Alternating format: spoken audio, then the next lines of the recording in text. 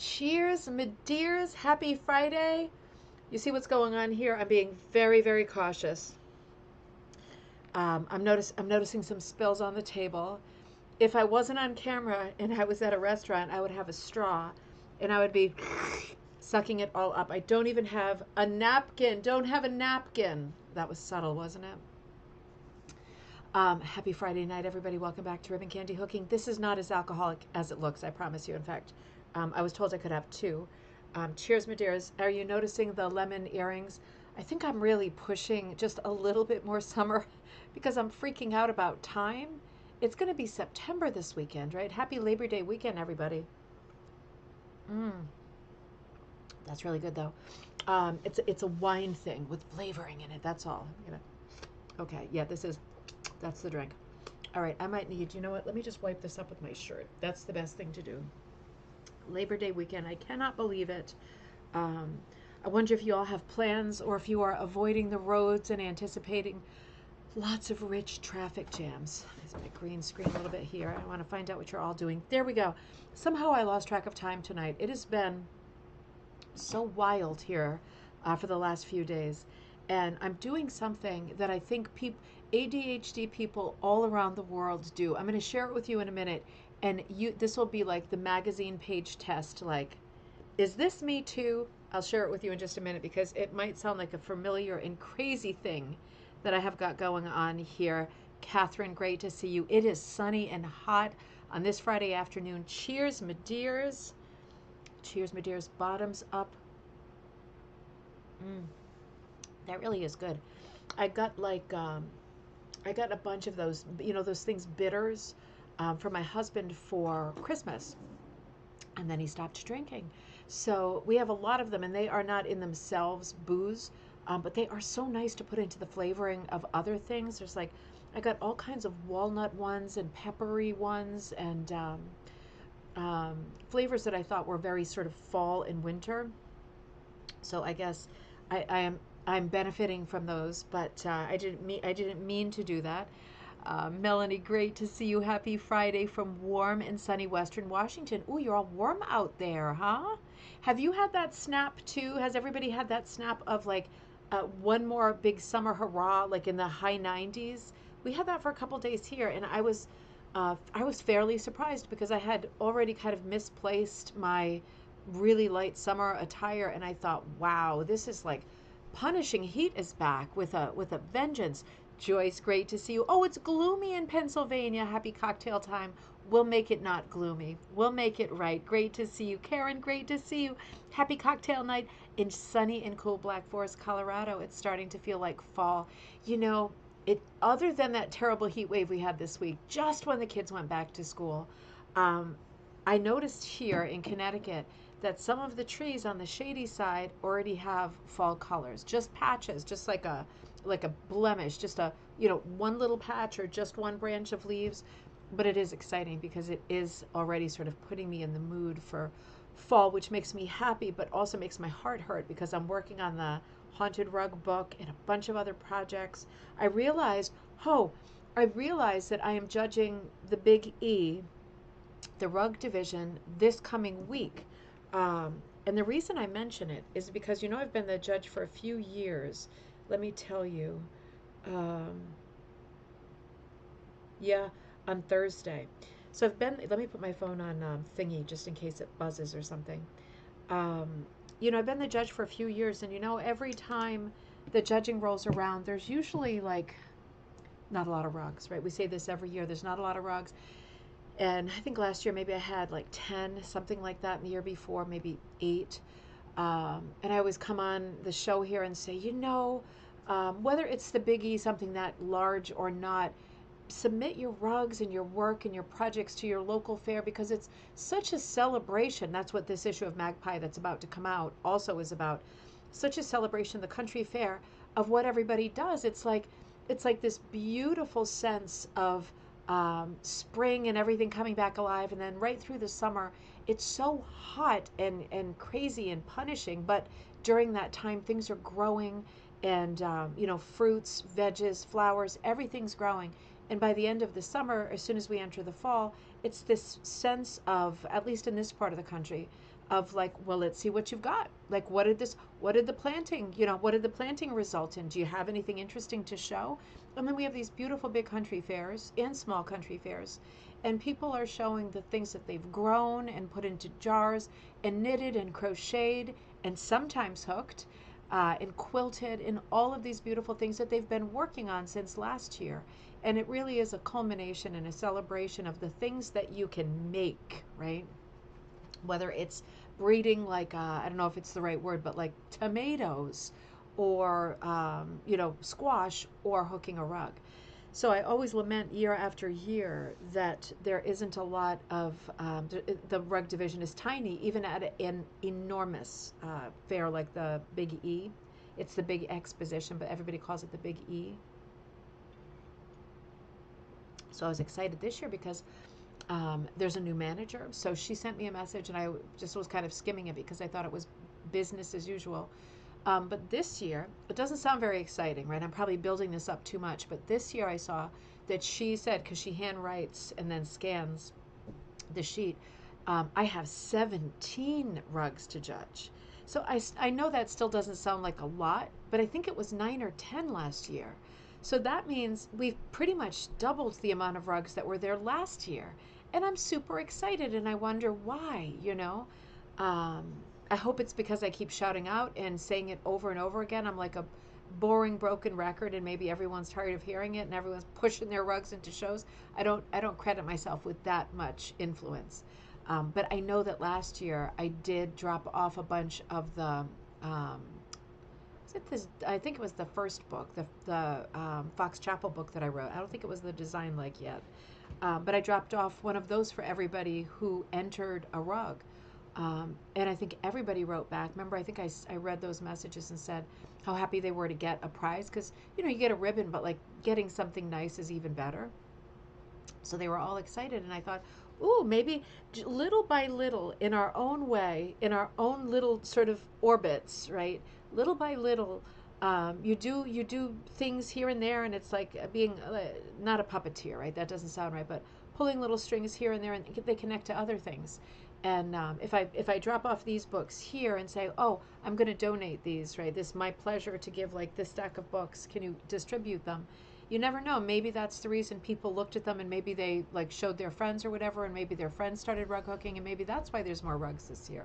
I don't know, but I'll take doubling. I'll take doubling any year. That's a great result for this year. So I'm very excited to go on Thursday and judge those rugs.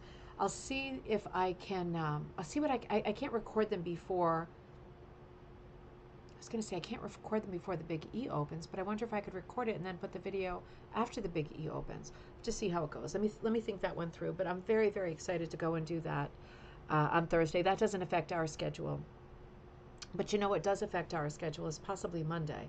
I don't think we have any plans, so it shouldn't. But just look out on Monday just in case I forgot that it was Labor Day because the kids are back at school. That's been the preoccupation. But just check in with me on Monday on YouTube. I always write a post on YouTube and in the Facebook group if there's a change in schedule. But I don't think we are doing anything, sadly. If I had remembered that it was Labor Day weekend, I might be in good shape to do something. And we thought of something we would like to do, but we have the dog now, and I didn't make arrangements with my mom to drop him off. So I'll probably be cooling my heels here at home. So I plan to be with you on Monday and again on Friday. And for the moment, until I am caught up with getting the Haunted Rug book ready for publication and ready for that party and ready to distribute and send your copies out, I'm going to stick to 2 days a week for now. And then we'll go back to our 3, business as usual. It won't be long. I promise. It won't always be this crazy busy either. I can feel this brand falling into step, right? I don't want to take time away from us if I don't have to. And Cheryl, great to see you. Cheers, my dears. After fishing, caught a small sand shark. Stop it. What? Caught a small sand shark. Beautiful day at the Cape. Cranberry wine ready. Oh boy, I better not tell Joss that. Were you out on like a fishing charter or something like that? That is exciting and makes me nervous because we know how many sharks are off the Cape right now. I know the sand sharks aren't like the main scary ones. The great whites are the scary ones. But I wonder if there's any mako sharks off the Cape. Is that possible? Because there are all of these sort of tropical currents coming through that were never there before. Crazy world, isn't it? Mm. Linda B, great to see you. Cheers, my dears. Happy Friday night. Great to see you. Maureen, great to see you. You are working on your haunted rug, but your haunted rug project and drinking limeade and Bombay gin in warm and humid Michigan. That is the definition of being civilized right there. You are in Michigan on this warm evening, working on your project for the book and drinking your limeade and Bombay gin. That sounds, honestly, that sounds like heaven. I love it. Speaking of civilized, Melissa, great to see you. Happy Friday. Happy Friday. I'm glad you liked that silly video. I didn't post. I did not post it. I put a shout out earlier because I said to the four other people who are going to be vendors at the Hook In and the Haunted Rug Book Party in the Berkshires on October 20th coming up. Make sure you have your tickets.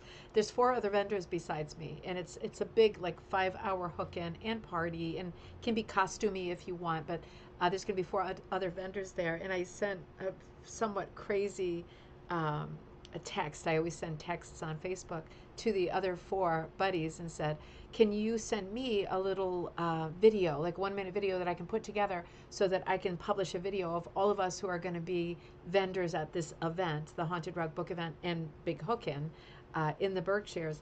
And I took sort of a sample video with my phone, and it was it was a joke. So I would never want to accidentally post it because I'm sure that I said a bad word.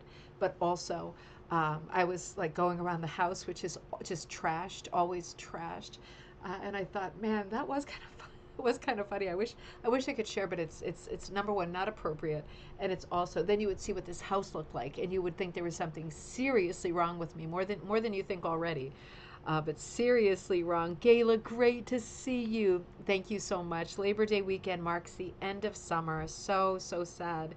Gail, good morning. Happy coffee time to you. Good morning in Australia. Cameron, great to see you. Just bought your first. Oh, stop it. Just bought your first rug hooking frame and materials for the most part. If I was to go to Joann's or somewhere local to me, what type of wool should I ask for? Okay. Cameron, this is a great question. I'm glad you're hitting us with it right now. Number one, what kind of backing have you got going?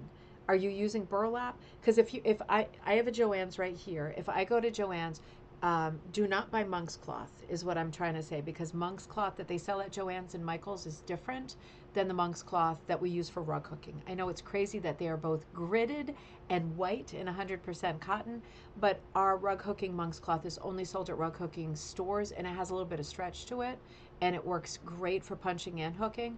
But the monk's cloth that is sold at Joann's is for needle arts, and it has no stretch, and it will not work at all. So if you're going to get your stuff at Joann's, which is a great idea, I mean, I get my stuff at Joann's often. I would say get burlap, right? Get burlap. People don't always like to use burlap these days because it is known to rot faster than the other rug hooking backings, which are rug hooking linen, rug warp, which is usually 100% cotton, although it can be poly, or monk's cloth, 100% cotton, but that specific monk's cloth. I would go for burlap, because why not? And make sure you tape your edges so they don't unravel while you go. Give yourself a big margin, a big border of like maybe 4 inches. Go for the burlap. And just remember, you don't have to use wool. I mean, you can if you want. Joann's isn't going to have a lot of wool. But what can you use at Joann's? Every fabric that you see you can use. You can hook with fleece. You can hook with netting and novelty fabrics. You can hook with ribbon. You can hook with t-shirt material, any kind of a blend. You can hook with quilting material, quilting cotton. Just be careful with quilting cotton because it's super thin, so it doesn't make a big lofty loop. But quilting cotton usually also has a white side and a right side because it's printed. And then it's a bummer because when you pull up loops, you almost always have at least half of them, law of averages, right? Inside out, right? Showing the wrong side. So although I do and I have hooked with quilt cotton, I would go for the Kona cotton or the Joann's poly cotton blend solid, so it's the same on both sides. Or for example, what's the other one that I always say? Batiks. But I mean, You could also go for the fleece. It comes in lots of colors. The wholesale area they have is full of fabrics that you can do rug hooking with. And rug hooking with wool is certainly most people's favorites, but to be honest, it's not my favorite. And it's not that I don't love it. I still occasionally do it, but my favorites are still hooking with pantyhose. I love hooking with stretch velvet. And I love hooking at this moment with, and this won't be at Joann's, but wool bat or wool roving. Totally loose, and I spin it with my fingers as I go. So don't feel like you have to be looking for wool, because Joann's doesn't stock a lot of 100% wools. So you'll be super limited, and it might be the wools that you find are better suited for suiting, right? And clothing, and not really thick enough, and more inclined to fray. Suiting wools are more inclined to fray, and they're typically more lightweight these days anyway. So think about look for wool for sure, but think about all the other things that you could get at Joann's that you could hook with. When people hook with, for example, I wouldn't hook with sheets of felt. That's one thing, like from the craft aisle. I wouldn't hook with those. You can, and they're okay, but they do have kind of a dull finish. Some Joann's have that larger felt sheet, the larger felt sheets, and sometimes there's a blend of wool, like it's acrylic and wool, and those hook a little bit better. But if I were to choose between hooking with felt and hooking with fleece, I would hook with fleece, because it's big and fat and lofty, and it makes a big fat loop, and it looks more like the rug hooking that we see. What I was going to say was, when I see projects that people hooked with 100% fleece, like polar fleece, because you know how much of that Joann's has at this time of year. And you know it's always like 90% off, and then if you have a coupon, it's another 5% off, and they drive you crazy that they can't just sell it for what they're willing to sell it for, and you've got to fool around with coupons. But once you figure it all out and they help you out at the counter, you can get so much material for such a small amount of money. And fleece is super durable and hooks up really, really, really nice. Just be sure. So I hope that answered part of the question, but just think about, if you plan to put your piece into, for example, a washing machine, then we need to have different conversations, because I'm just talking about making decorative pieces that you could spot clean if anything catastrophic happened. But yeah, there'll be a lot of stuff for you at Joann's, and it is a lot of fun to go through and see what colors you like, mix and match. You don't have to use all of the same material. You can mix and match materials according to what you find that you think, oh, I like this color, but then this is much thinner and I like that too. Get them all. Get them all and start your stash up that way. It'll be such a lot of fun. Olivia, great to see you. Happy Friday night cocktail night in Ireland. Great to see you. Judy, oh, that looks refreshing. It is. I still am not sure what it is. It's wine. I don't know what's making that pink, but it's probably the bitters. I think it's just wine and bitters. It might be a little bit, super lowbrow remark coming at you. It might be a little bit of the Mountain Dew, the Code Red soda that the kids get. It might be, because it's this very color. Mom, there you are. Happy Friday night. Happy cocktail night. Great to see you. Love you. I wonder if you got your phone working. Ryan, great to see you. Happy Friday in North Texas. Happy last days of summer. White wine, AC, card games tonight. Peace and love to you too. That sounds like an amazing night. You have such good times, don't you? Deborah, great to see you. Happy Friday night and the long weekend. Great to see you. Diane, great to see you too. Hey, nice to see you. Gin and tonic, sip, sip. Oh, I hear that. I love a good gin and tonic. Those classics are eternal, aren't they? I got to do cheers, my dear, since you said it. Joy, great to see you. Happy Friday. Cheers, my dears. Black Thread Studio with Kelly. Oh, great. My second cocktail hour. Great to see you, Kelly. So today, I meant to say earlier, I was thinking about doing a gallery night, but I felt like it was a bit rushed getting enough material in. So let's do gallery night next Friday. Let me just check, but I think we're good for next Friday. Yep, we'll do gallery night next Friday, which is September 7th. No, it's September 6th. I'm sorry, Oh, I can't do next Friday. Look at that. I'm sorry. We'll change it to probably Sunday. No, I can't do Friday. I have a doctor's appointment for Joss, her fractured foot. Amazing, right? And then I'm going to see the Smiths tribute band locally at the Space Ballroom. Sorry about that. But let's do it on Sunday because Saturday seems to be a bit too busy and scattered for everybody. So let's do it on Sunday, and I'll remind you about that later. But great to see you, Kelly. I'm super happy that you're there. Dave, great to see you. Philly cheesesteak and cider. Man, you live the life. Labor Day weekend already. Unbelievable, isn't it? Cheers, my dears. It is so unbelievable.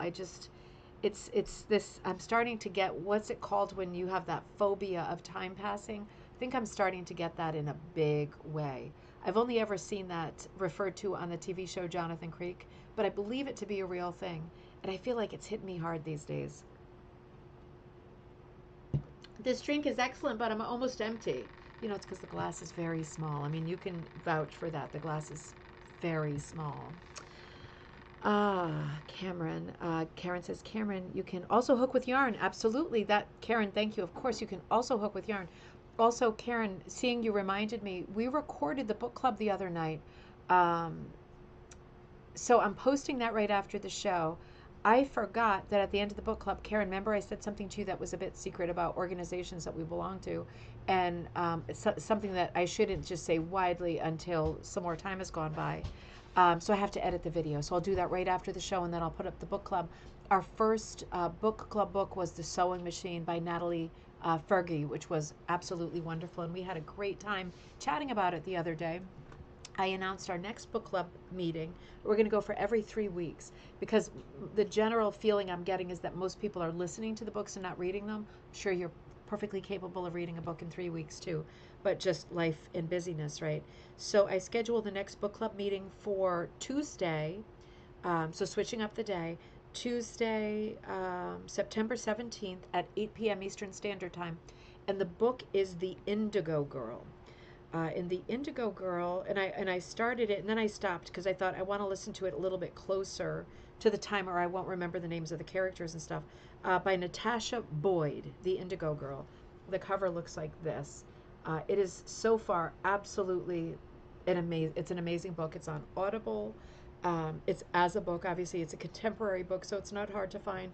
I know a lot of times some of you like to find books in your libraries, but you know we all have different library systems where they lend audiobooks over the computer to listen to, and it's completely impossible for me to figure out which books are in which systems, of course, because we have two systems in the town where I live, but in my mother's town it's a completely different system, and she's only an hour away.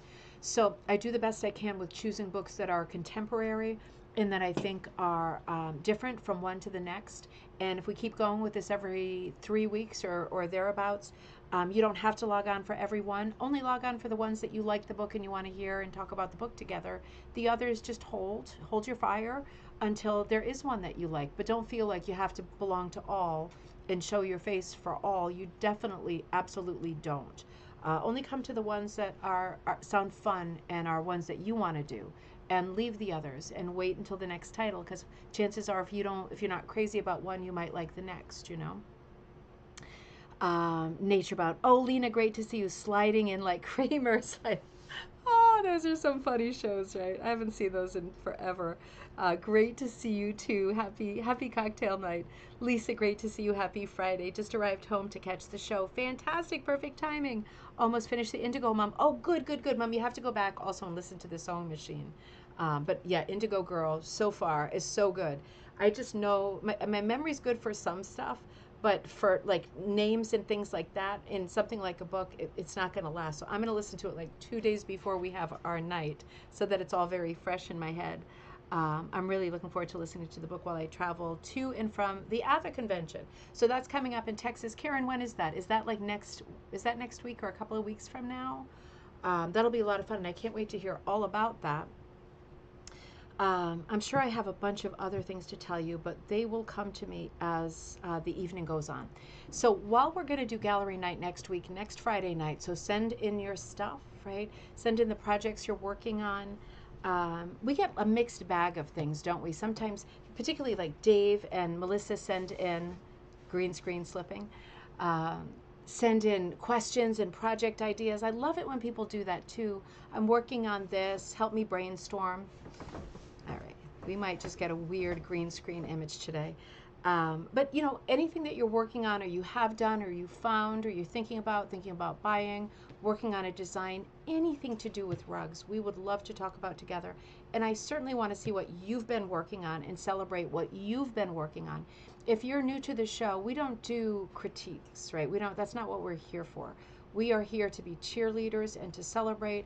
If you ask for feedback, oh, I'm stuck and I don't know what to do in the background, we're here to help you and give you probably 100 different suggestions. I don't know how helpful that is sometimes when we all have different suggestions, but I always like lots of voices when I'm stuck, right? Which I often am.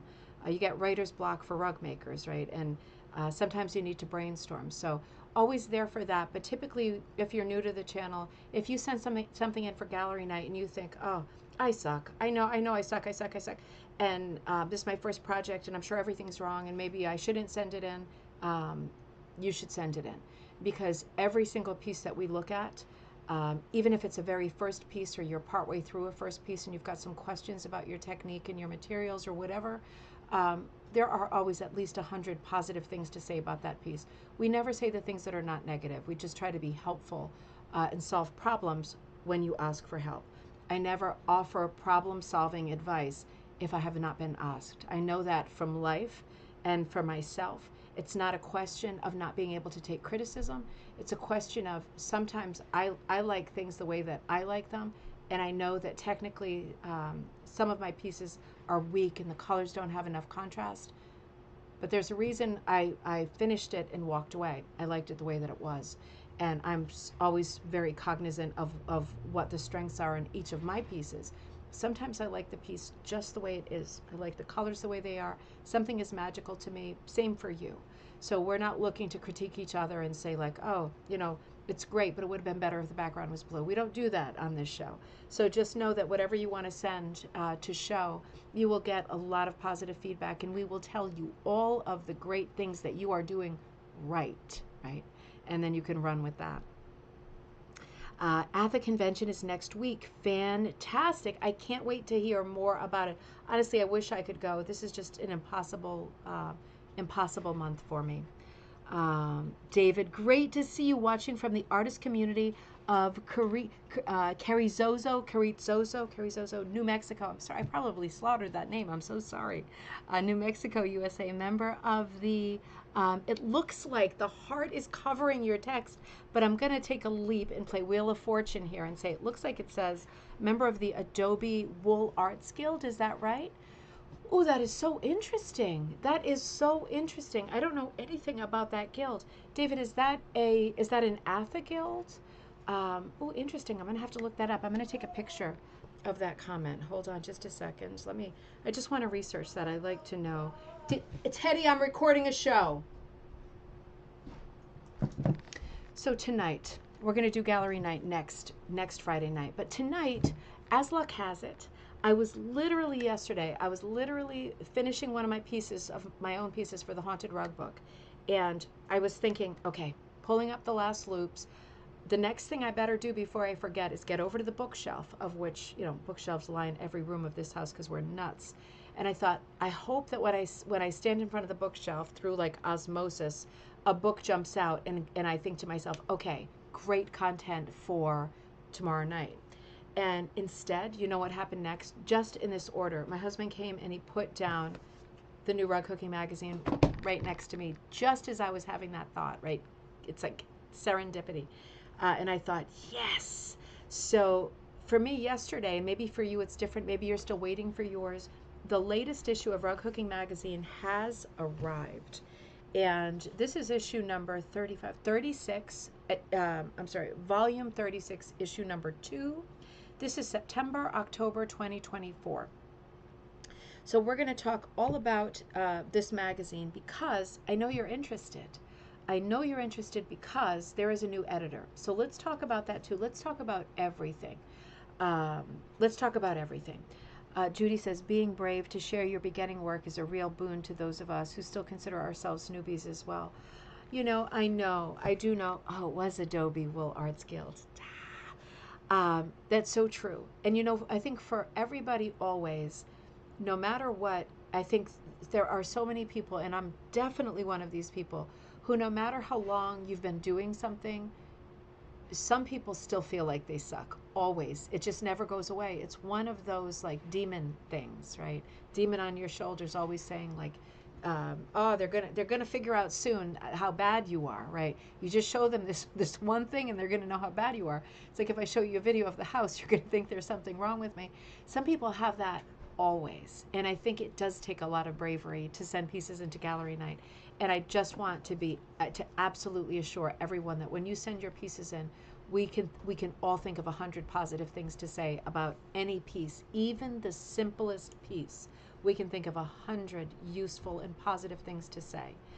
So you take away the things that mean something to you and can help you technically go, carry on, and everything else, all the creative stuff and all of those um, decisions that only you can make about what you like and how you like things to look.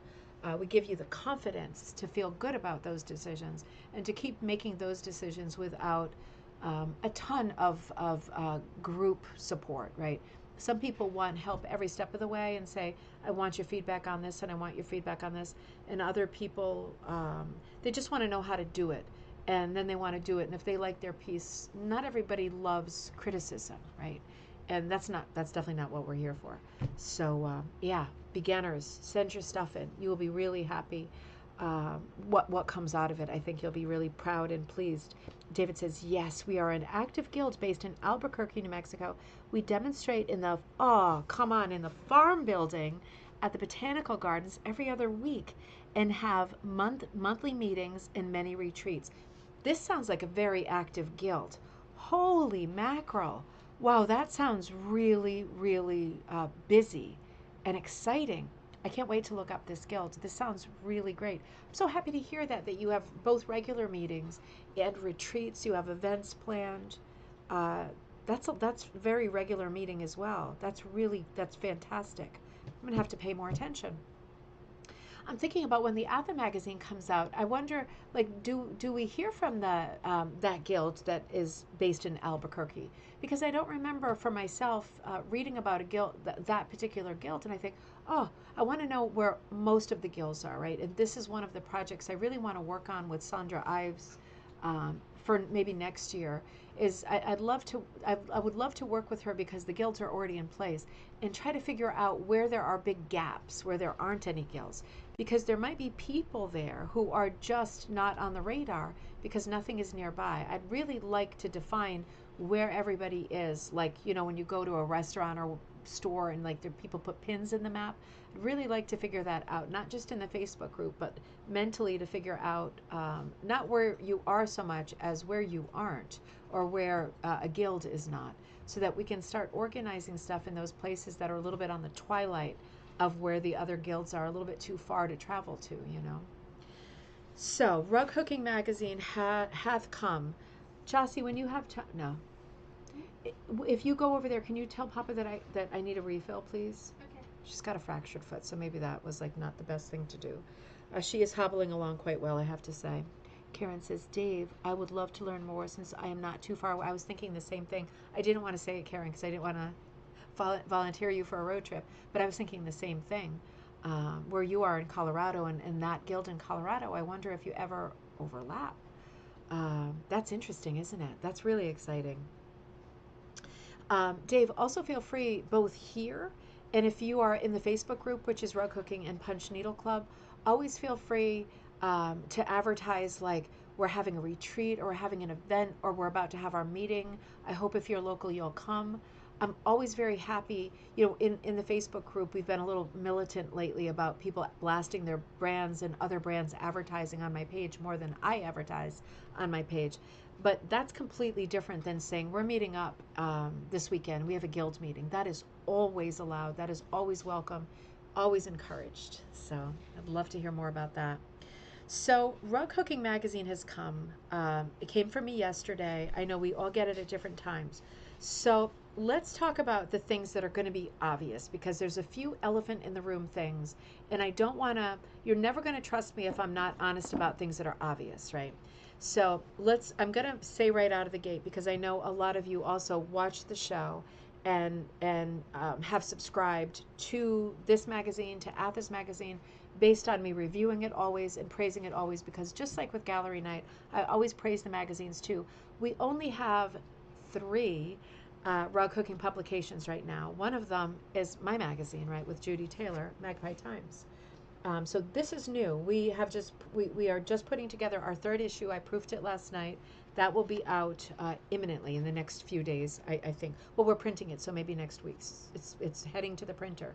Um, but this is the third of the periodicals. We don't have a ton of periodicals, and it is wonderful to have all three because they do very different things. In my opinion, ATHA is still, I love ATHA. It functions as kind of a scrapbook of buddies and events and things that are going on. And because ATHA is both a guild and a publication, when you go through it, there are, it's mostly news about what the different guilds are doing. Now, sometimes those guilds are doing things like having challenges, right? And then we see a lot of rugs that are hooked revolving around a certain challenge. Now, that's, even though you're not in that guild and you didn't participate in that challenge, some of those articles are very interactive because you think, ooh, I could also get that pattern and do it myself. And I've now seen 20 ways that it can be done. Let's make it 21. It's great to see what other guilds are working on, what events they're having, what challenges they are sort of giving themselves, what's happening from region to region in every guild. And that magazine is a great vehicle for telling us what our friends are doing at rug hooking guilds in other parts of the country. Rug Hooking Magazine is in flux. It is ever changing because in the last 2 years, we have now, this is now the third editor that we've seen.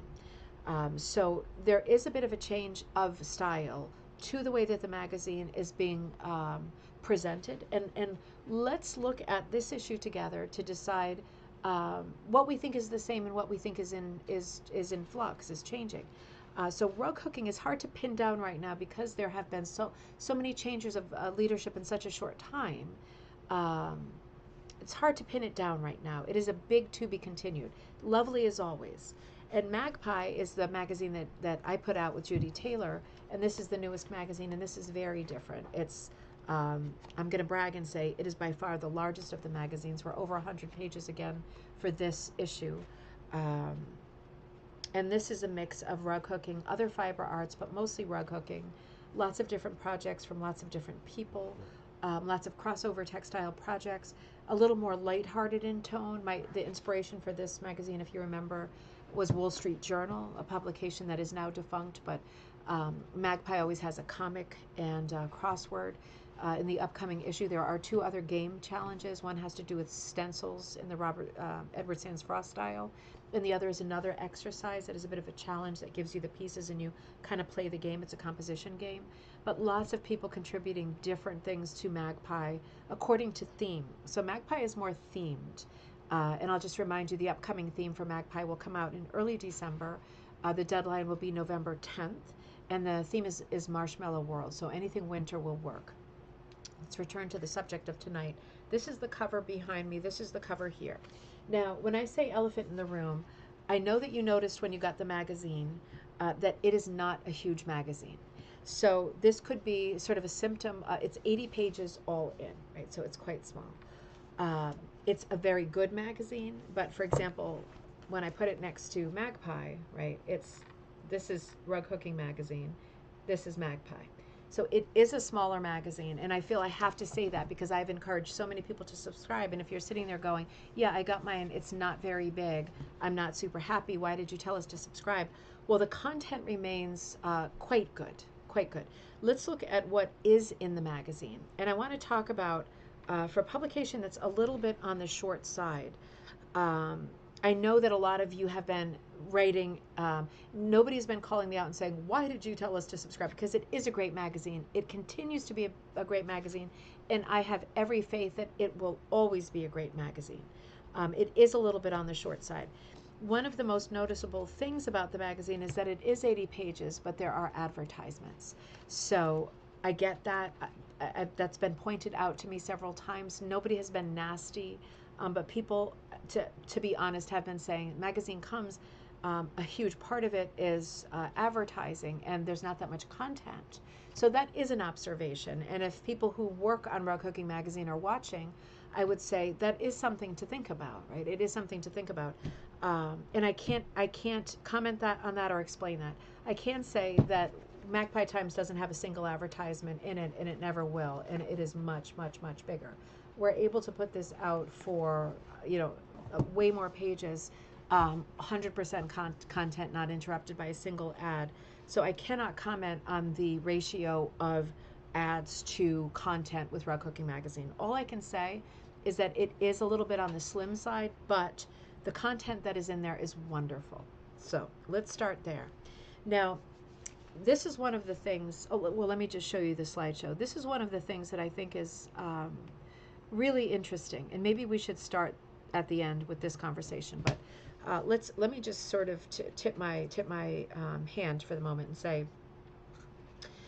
when I got this, I was anticipating people saying it's smaller than usual, there's not that much in it. What I will say that's very positive about this issue, because this issue represents the beginning of another era, right? This is a new editor who's in there. Oh, Judy, great to see you. A tall, cold lemonade for you would match my earrings. Absolutely, it would.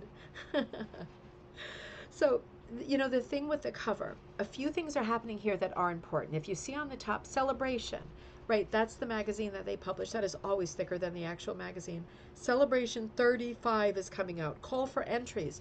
Is your entry good enough to submit to Celebration magazine? Let's talk about that when we get to that page. I know yours is. I know that yours is.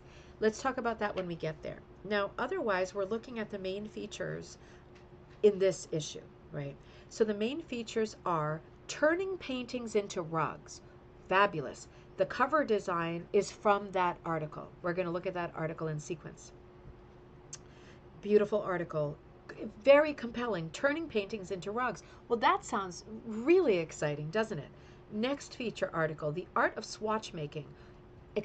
Exciting and also great, because now we're talking about a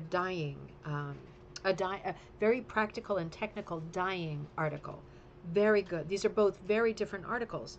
Next feature article, Hooking Spontaneously. Also fantastic and so different than turning rugs into paintings and making swatches. So different. Hooking Spontaneously. Well, that's compelling. I would love to know how this is being done. I would love to know who's writing this article and what their idea of hooking spontaneously is.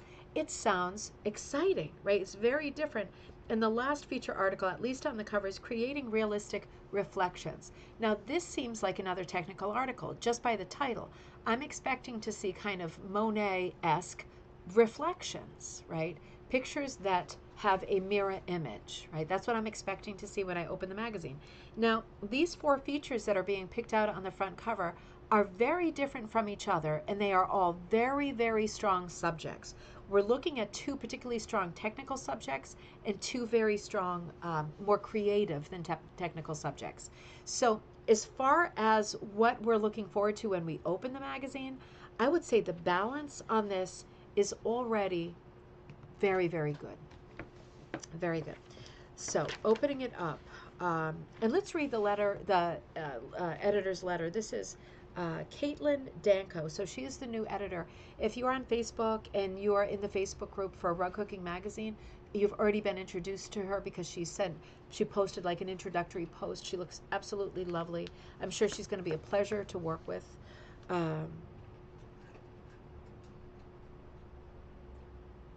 Sorry, I was just scanning for something. Okay, I'm triggered. I'm moving on. Okay, anyway, let's look at the unrelated. Let's look at the letter, the editor's letter.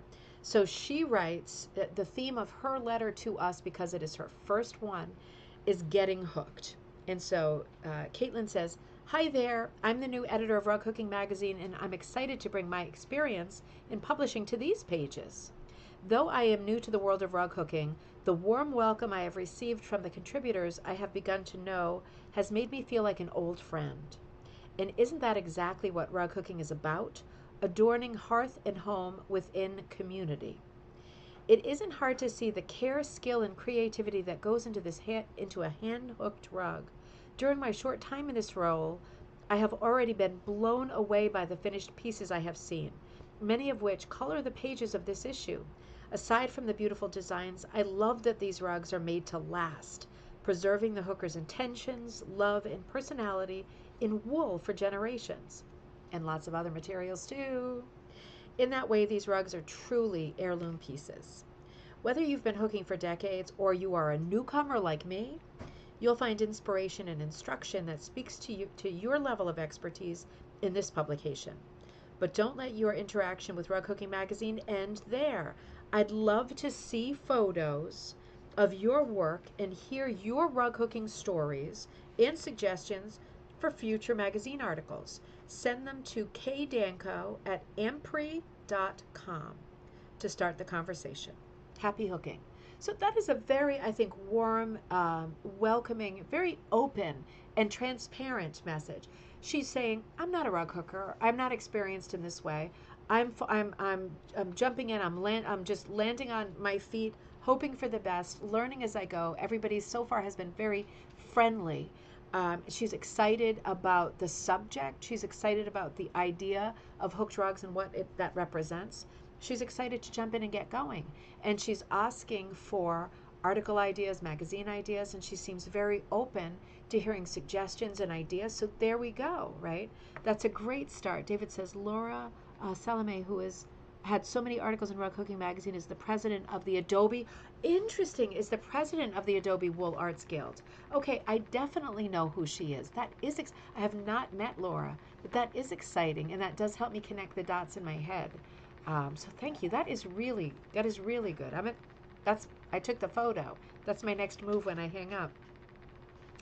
So, okay. So let me go forward into the magazine, and I'm right at the table of contents, and table of contents looks great, right? I didn't put this into our thing. We're seeing great color photos of the different features. We have a section of features, right? And we have a section of, are you talking to me? Okay, sorry, schizophrenic moment. No, you can't have more Cheerios because I'm running a live show. Okay. Papa, my drink is empty. Sorry, family business. So we're seeing a collection of features that we talked about that are on the front cover, but then we're also seeing a collection of departments. Now, department means it's a standing article, right? It's a returning article. So just like with a newspaper, you get different sections that you expect to see in every iteration of that issue. Same thing with this magazine. Kaz, great to see you. Kaz, we're looking at Rug Hooking Magazine. It just came for me yesterday. Happy evening in Wisconsin. Great to see you. So yeah, we have both features and we have departments. Now here are the departments. So let's see what stays the same. Blast from the past. Now that is one that stays the same. Punch it up. Artful color, Canadian connection, and back to basics. So artful color is Wanda Care's regular column. She's always the person who does the dyeing section. So artful color is actually about dyeing, for the most part, and color theory and color planning. Color, she's well known for color, right? So in the departments, we are keeping Blast from the past. Punch It Up is a great new feature because there has always been this weird two roads diverged in yellow wood when it comes to punching versus rug hooking. And there are still some people out there who think that punching is like a different species, like apples and oranges, and shouldn't be included in rug making. We don't feel like that here. Making rugs is making rugs, whatever tool you're holding in your hand. And I'm very happy to see Punch It Up as a feature, right? Because there are a lot of punchers out there. I think we're getting close to 50-50 at this point. So articles about punching technique and materials should always be present, right? I make sure that there's features in Magpie on punching always. I think both those are the two main camps when it comes to rug hooking, right? Even though punch is a completely different tool. So this Punch It Up feature in this particular issue is called Fruit Punch. We will look at that, and that is by Cody Gallagher, and she has been doing such beautiful work. I'm sure that name is familiar, and you can sort of conjure an image. We'll get there in a little while. And then the dye article, Artful Color, Canadian Connection, I'm very happy is still there because I don't know if that has ever been interrupted as a department, as a recurring. Department is a confusing word, isn't it, for that? But it is the right word. I just wish there was something that was a bit more like obvious. But these are features that come back in every issue. And Canadian Connection, I remember, was there at the very beginning of Rug Hooking magazine when it was still called Rug Hooking News and Views. But I feel like for a while there was an era when it wasn't there anymore. Maybe I'm wrong about that. But I'm very happy to see Canadian Connection in there because and I'd like to see some more international features as well, because we are seeing more people who are hooking in different places. People represented right here in this thread on our show tonight. We are seeing people in different places, people from other places, not just the U.S., and including different regions within the U.S., work in different ways. Part of it is taste. Part of it is like sort of local color taste, right? In New England, we have a certain maybe look and style. Different parts of the country very different, right? When I went out to Colorado this year and hung out with Karen and Rebecca and all my buddies out there, very different style in general sort of prevailed. Just a look, different inspiration, different stores where you're getting different supplies maybe. Everything's a little bit different.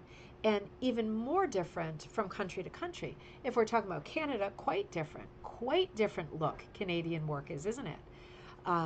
If we're talking about Europe, right, we are talking about that sort of heritage of rag rugs. Very different starting point, very different tools. Even our Prodi tool is different. Ours is more of a blunt nose. Theirs is more of a needle nose. Different tools, equipment, materials, sheep, everything, right? So we get a different product. Australia, different yet again. So it is nice to see Canadian Connection. I would love to see some more international stuff, even if it's just international. But Canadian Connection, I think, is important to keep as a constant, because so many of us are in Canada, and we already know that, right? We're about, at least in my brand and on this channel, we're about 50-50. So it's not like, oh, there, we should also have a column for, I don't know, Iceland, right? Maybe not, right? Maybe there's, number one, not enough people out there and to have evolved a style that's quite different. But we know in Canada that you have evolved a style that is quite different from what we see here in the U.S. And that is exciting, and that is something I want to see on these pages, right? What's going on up there? And then back to basics, and that is a great constant feature as well, because that article speaks to people who are complete beginners. And if you pick up this magazine, I've never actually seen this magazine like in a store, but if you find this magazine in the wild, or you stumble upon it somehow, and you think, oh, I'd like to get involved in that. How do I do that? It is so important to have beginner articles, right? Because you have to appeal to people who are coming in entry level. They don't know anything. They're open to learning. They're excited to learn. Let's go. You have to have something for beginners as well as for people who are seasoned vets and very, very advanced. So it's hard with one magazine, and I there's three, but just talking about Rug Hooking magazine, it is hard to appeal to and to please every sort of strata of person who does rug making. And I think Rug Hooking magazine does do a great job. So let's talk about the next. Can I get another drink? I know I've said that like 5 times, haven't I? The tip is going to be bad tonight, I'll tell you. Celebration of Hand-Hooked Rugs, 35, up to number 35, for the publication that is called Celebration. So let's talk about this. There are 2 pages of instructions, so you know exactly what you're supposed to do if you are thinking, should I enter my piece? Let's talk about the nitty-gritty. Because if you're thinking, I don't have the magazine handy, or my subscription has expired, but I have older ones, and I'm debating, I don't have this magazine handy. Can we know like what the black and white details are about, should I enter my piece to Celebration, and what are the details? So how you enter, and I'm going to paraphrase this. First, let me come over here and say, calling all rug hookers, calling all rug hookers, right? Not just the best ones, calling all. We invite you to enter your best hooked piece, completed between 2023 and 2024, for possibility of publication and Celebration of Hand-Hooked Rugs, number 35. We welcome all kinds of styles. Oh, thank you so much. Maybe not to the top because I did a spilleroonie. Oh, okay. There's not a ton of alcohol in here, right? Hardly. Okay, there's hardly any. Okay, just a lot of sugar and fat. Okay, we're good. Cheers, my dears. Yeah, take it away because I'm afraid I'm gonna. Yeah, sorry, sorry. This is what I've got now, so I'm well stocked. I'm gonna stop and actually run the show. The deadline for entries. So Celebration welcomes all styles, sizes, from primitive to fine shading, traditional to contemporary. The deadline for entries is November 30th, 2024. Entries are impartially and anonymously evaluated by a panel of qualified judges from the rug hooking community. Rugs are judged on, okay, technique, color plan, and interpretation of design. Each rug is judged on a numerical scale on its own merit, independent of all of the other entries. Finalists will be featured in Celebration 35, published in August of 2025. So, what does that mean? That they're judging you on those three criteria, but on a numerical scale based on your piece's own merit. What that means, and this has to be strongly upholded in any judging situation. This is like the foundation thing also for me when I'm at the Big E judging those rugs. You cannot compare one rug to the next. You cannot, right? Each rug has to be judged as if you are living in a vacuum and you have not seen any of the other rugs. It has to be that way. As soon as you get into comparing, you get good, better, best, right? You can do that with antiques. You can't do that with rugs. Each work has to be judged independently, or it's not fair. In other words, if you judge this thing against this one, right, um, and this one scores higher numerically because of its technical prowess and all of the other fine things about it, but this one is magic, and it has magic, and you look at it and your whole body vibrates with excitement because it's so different, right? Maybe this one doesn't score as high numerically as this one scores, and that's why this one can't be compared to this one, right? You have to judge each one on its own, like there isn't another rug in the world, and you have to consider each of those categories. We have way more than that, I have to say, at the Big E, and I wrote those categories, so that's how I know that: technique, color plan, and interpretation of design. See, I'm confused because I also know that there always used to be a category, a split between commercial designs and original designs, and there's no mention of that right there. A special note about copyright. Okay, so I'm not going to read everything. You'll have to read this because if you are afraid that you're participating in copyright infringement, definitely don't send the piece in. You can always send me a question about that, and I give you a very clear answer. That's always fine. Um, it also says for a primer on how to photograph your rug for celebration, you can go to the rugcookingmagazine.com website and go under the celebration tab or link, so that it brings you there and it tells you exactly how to get the best possible photograph of your rug. So you're sending in a photograph, right? So that's good to know. And there's a whole section about photography and how you're meant to photograph it. Now here comes the nitty gritty. How do you enter? To enter a rug, you follow these rules. One entry per person. You visit Rug Cooking Magazine. It tells you how, under celebration, enter your rug. So that should be pretty intuitive. You could alternately complete this form that's already in the magazine if you don't want to do the computer way. And you send in a money order for $45 that is payable to Rug Cooking Magazine. One entry, right? So you pick the one that you think is the most compelling. I wish I could.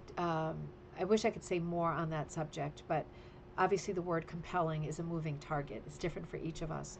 And I would say, Karen says, I highly recommend entering celebrations.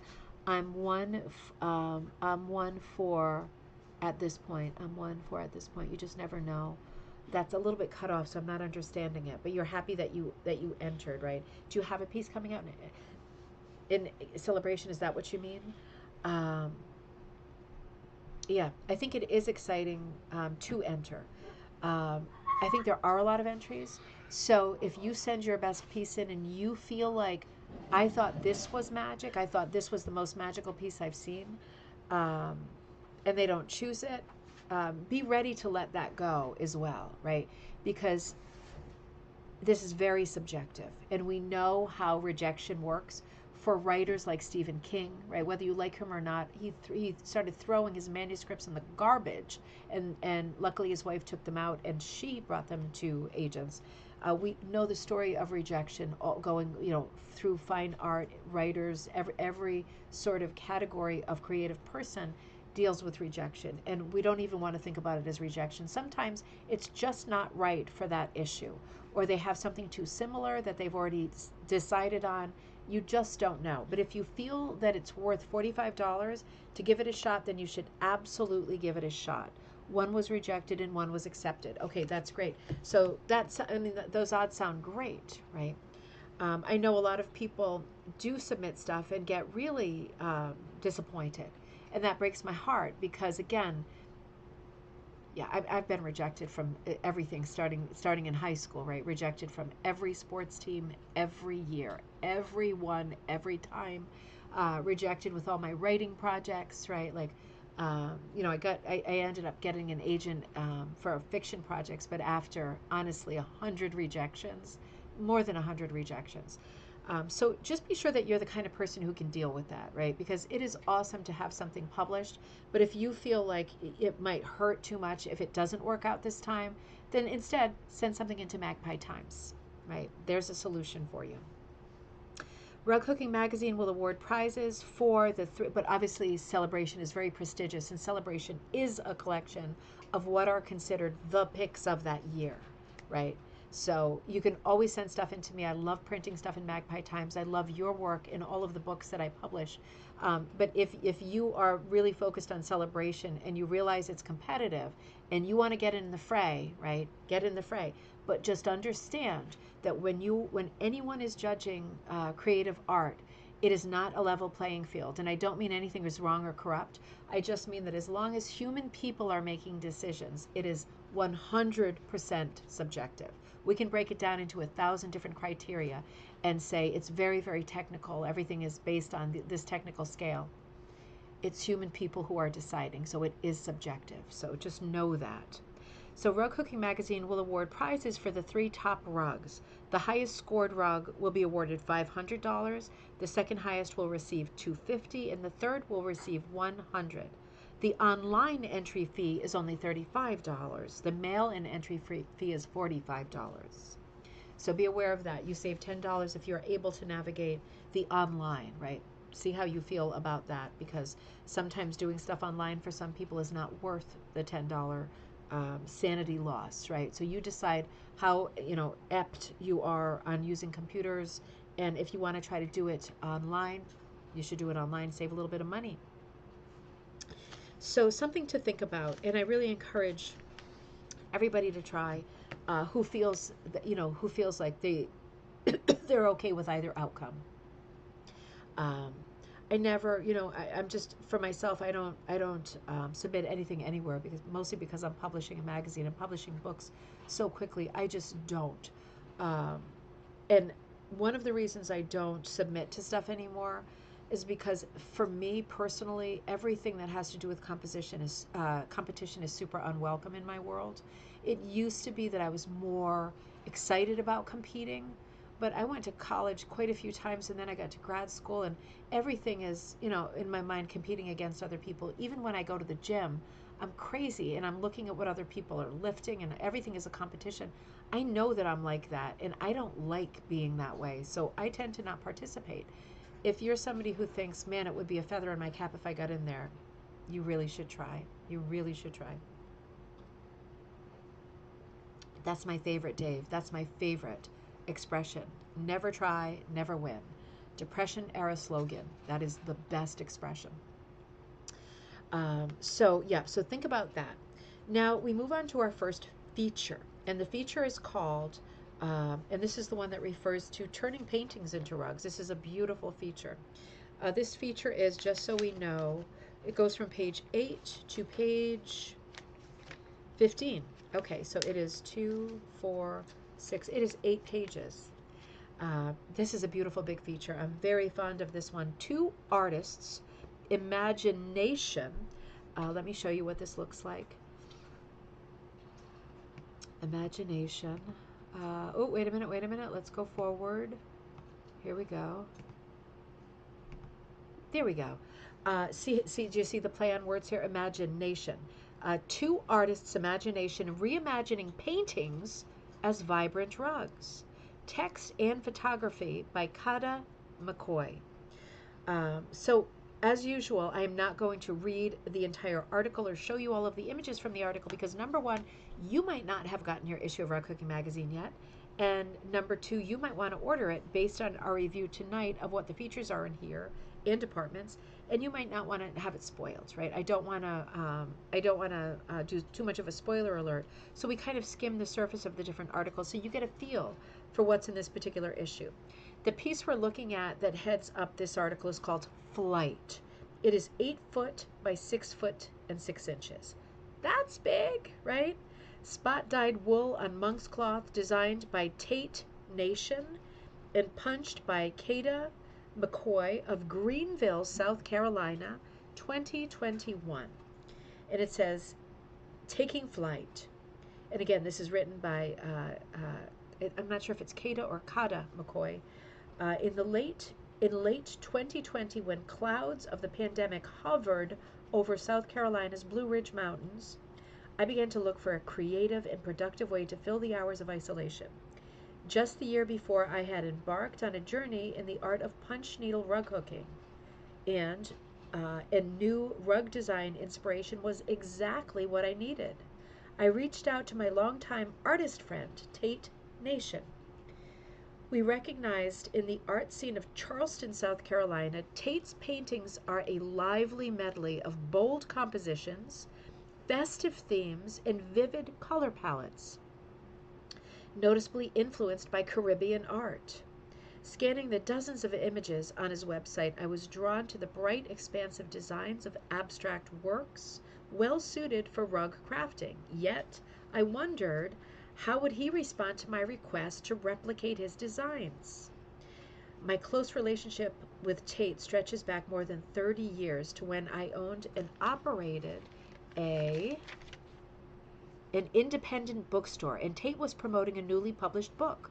We had maintained our friendship through the years, during which time he visited our cottage in the Bahamas, gathering island inspiration that sparked his line of Eleuthera paintings. I felt bold enough to ask permission to translate his work into wool. So I'm not going to read the rest of the article. That's just the beginning.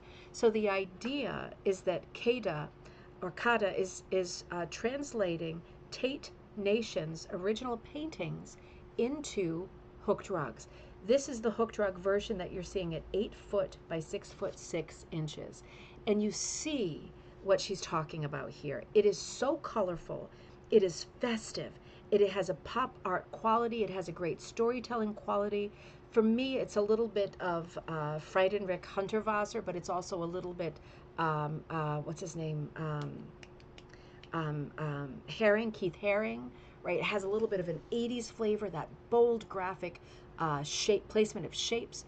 The fact that it's in part a landscape, it feels like a landscape with clouds above, but the way that the landscape element is fractured and broken into different pieces, right? Really exciting and very approachable from the point of view of a rug maker, right? You can absolutely see why she was super drawn to these images. So this is Kada with the image, and this is the size of it. So it is enormous. And let me see if I put in, nope, I didn't. So hold on one second. Let me come back here. I just want to show you the actual painting. And I'm sorry, the green screen is behind me, so everything green is transparent.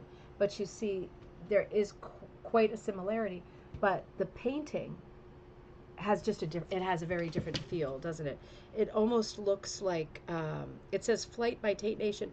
It doesn't say the medium or what it's on, but to me it looks like it is on board and that it has black underpainting, a little bit of an impasto feel, like it's textured. It might be on fiberboard or something like that.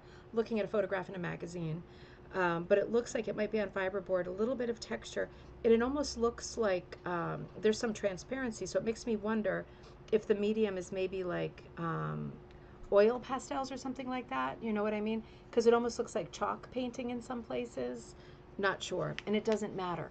But my point is that the painting has a very different feeling than the rug.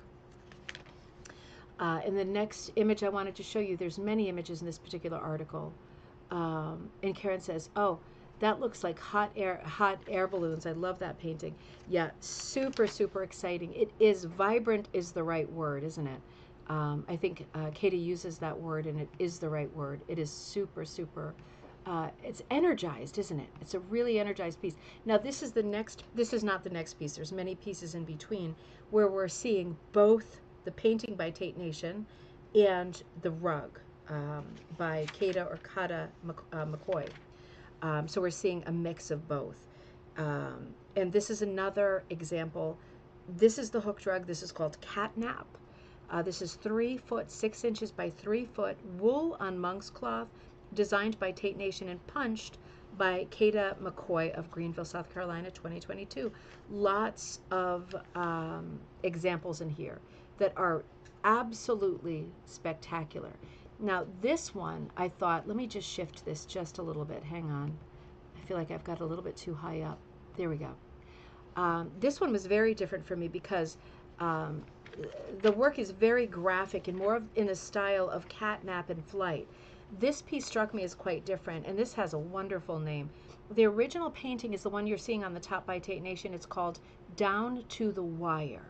Absolutely, what a beautiful graphic piece.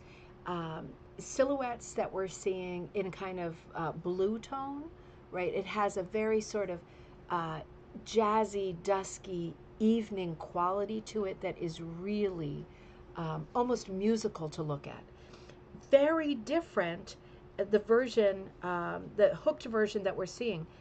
The hooked version is called 9 on a Wire, as opposed to Down to the Wire. 9 on a Wire. I think that's really interesting, the change of the title. I also think 9 on a Wire is a great, it's a great title, isn't it? That sort of embedded alliteration with the I sound is very, very clever, and it's really memorable. This is 6 foot 6 inches by 2 foot. So we are talking about large pieces. Wool on monk's cloth again, designed by Tate Nation and punched by Kata McCoy. Sorry if I keep flip-flopping with the names. Every time I see it, I second guess myself and wonder if it's Kata or Kata. Either way, it's a beautiful name. Kata reused a stretch of backing fabric previously ruined when she forgot to reverse the pattern. Well, we know that story, right? That's a classic. You feel that pain and you just move on, right? It's good to be able to reuse it, just flip it over and move on with life, right? That's a very good example. Only 9 birds would fit, and Tate let Kata run wild with her color and her interpretation. I see. 1, 2, 3, 4, 5, 6, 7, 8, 9. I see. So there are 11 in the original version, and there's 9 on a wire for the second. I see. And what's really interesting to me as more of a rug person than a painter is that in the hooked version, we are seeing some really interesting use of a very freestyle fill in the background. If you took the hit or miss class with me, we talked about echo fill, hit or miss fill, marble cake, different styles of background fill. This is, it looks a bit like an echo fill, but it reminds me of a mola, M-O-L-A, you know what I mean? Because the choice and placement of color changes is very shape driven, right? It's not random, it's very shape driven. The fact that there is a limited colors embedded in the background and that they are very shape driven, it somewhat echoes the movement and the placement of the birds, right? It's filling negative space, but the colors are so different from the silhouettes of the black birds. We've gone from blue to black, right? That it's a very standout feature. The background is a very standout feature to this particular piece. Judy, you love the cat so much. Oh, the last one, the cat piece, was beautiful. Catnap. Really, really beautiful. This is so different. I'm looking at it as we chat. It's so different. She's also hooking the word nation in. So she's signing each piece nation for Tate Nation, I think, which is a great hat tip to the original work. Now, the hooked version does look quite different. Wendy says, flip it over and move on. Good philosophy. Yeah, we can translate that to every part of life, right? If you're able to do it in the moment, it's the right thing to do. Melanie says the background looks very abstract. Looks like abstract 90s, I think. Absolutely, it really does. It's very graphic. It's very, very bold. But the interesting thing is, while it's very graphic and bold, and it's much more of a statement than the background to the Tate Nation painting, it does have the same colors, because if you look closely, the painting does have a lot of light blues, turquoise, and pink. So in the hooked version, the same colors are present, but in different amounts and with different strengths, and just more of, right? The volume is kind of turned up. But I would say that the handling, right, the hooking, the technical hooking of the bottom version, the hooked version. Oh, you meant the number 9. Oh, background looks like abstract 9s. I'm sorry, I thought you meant. Thank you for clarifying that. I see it.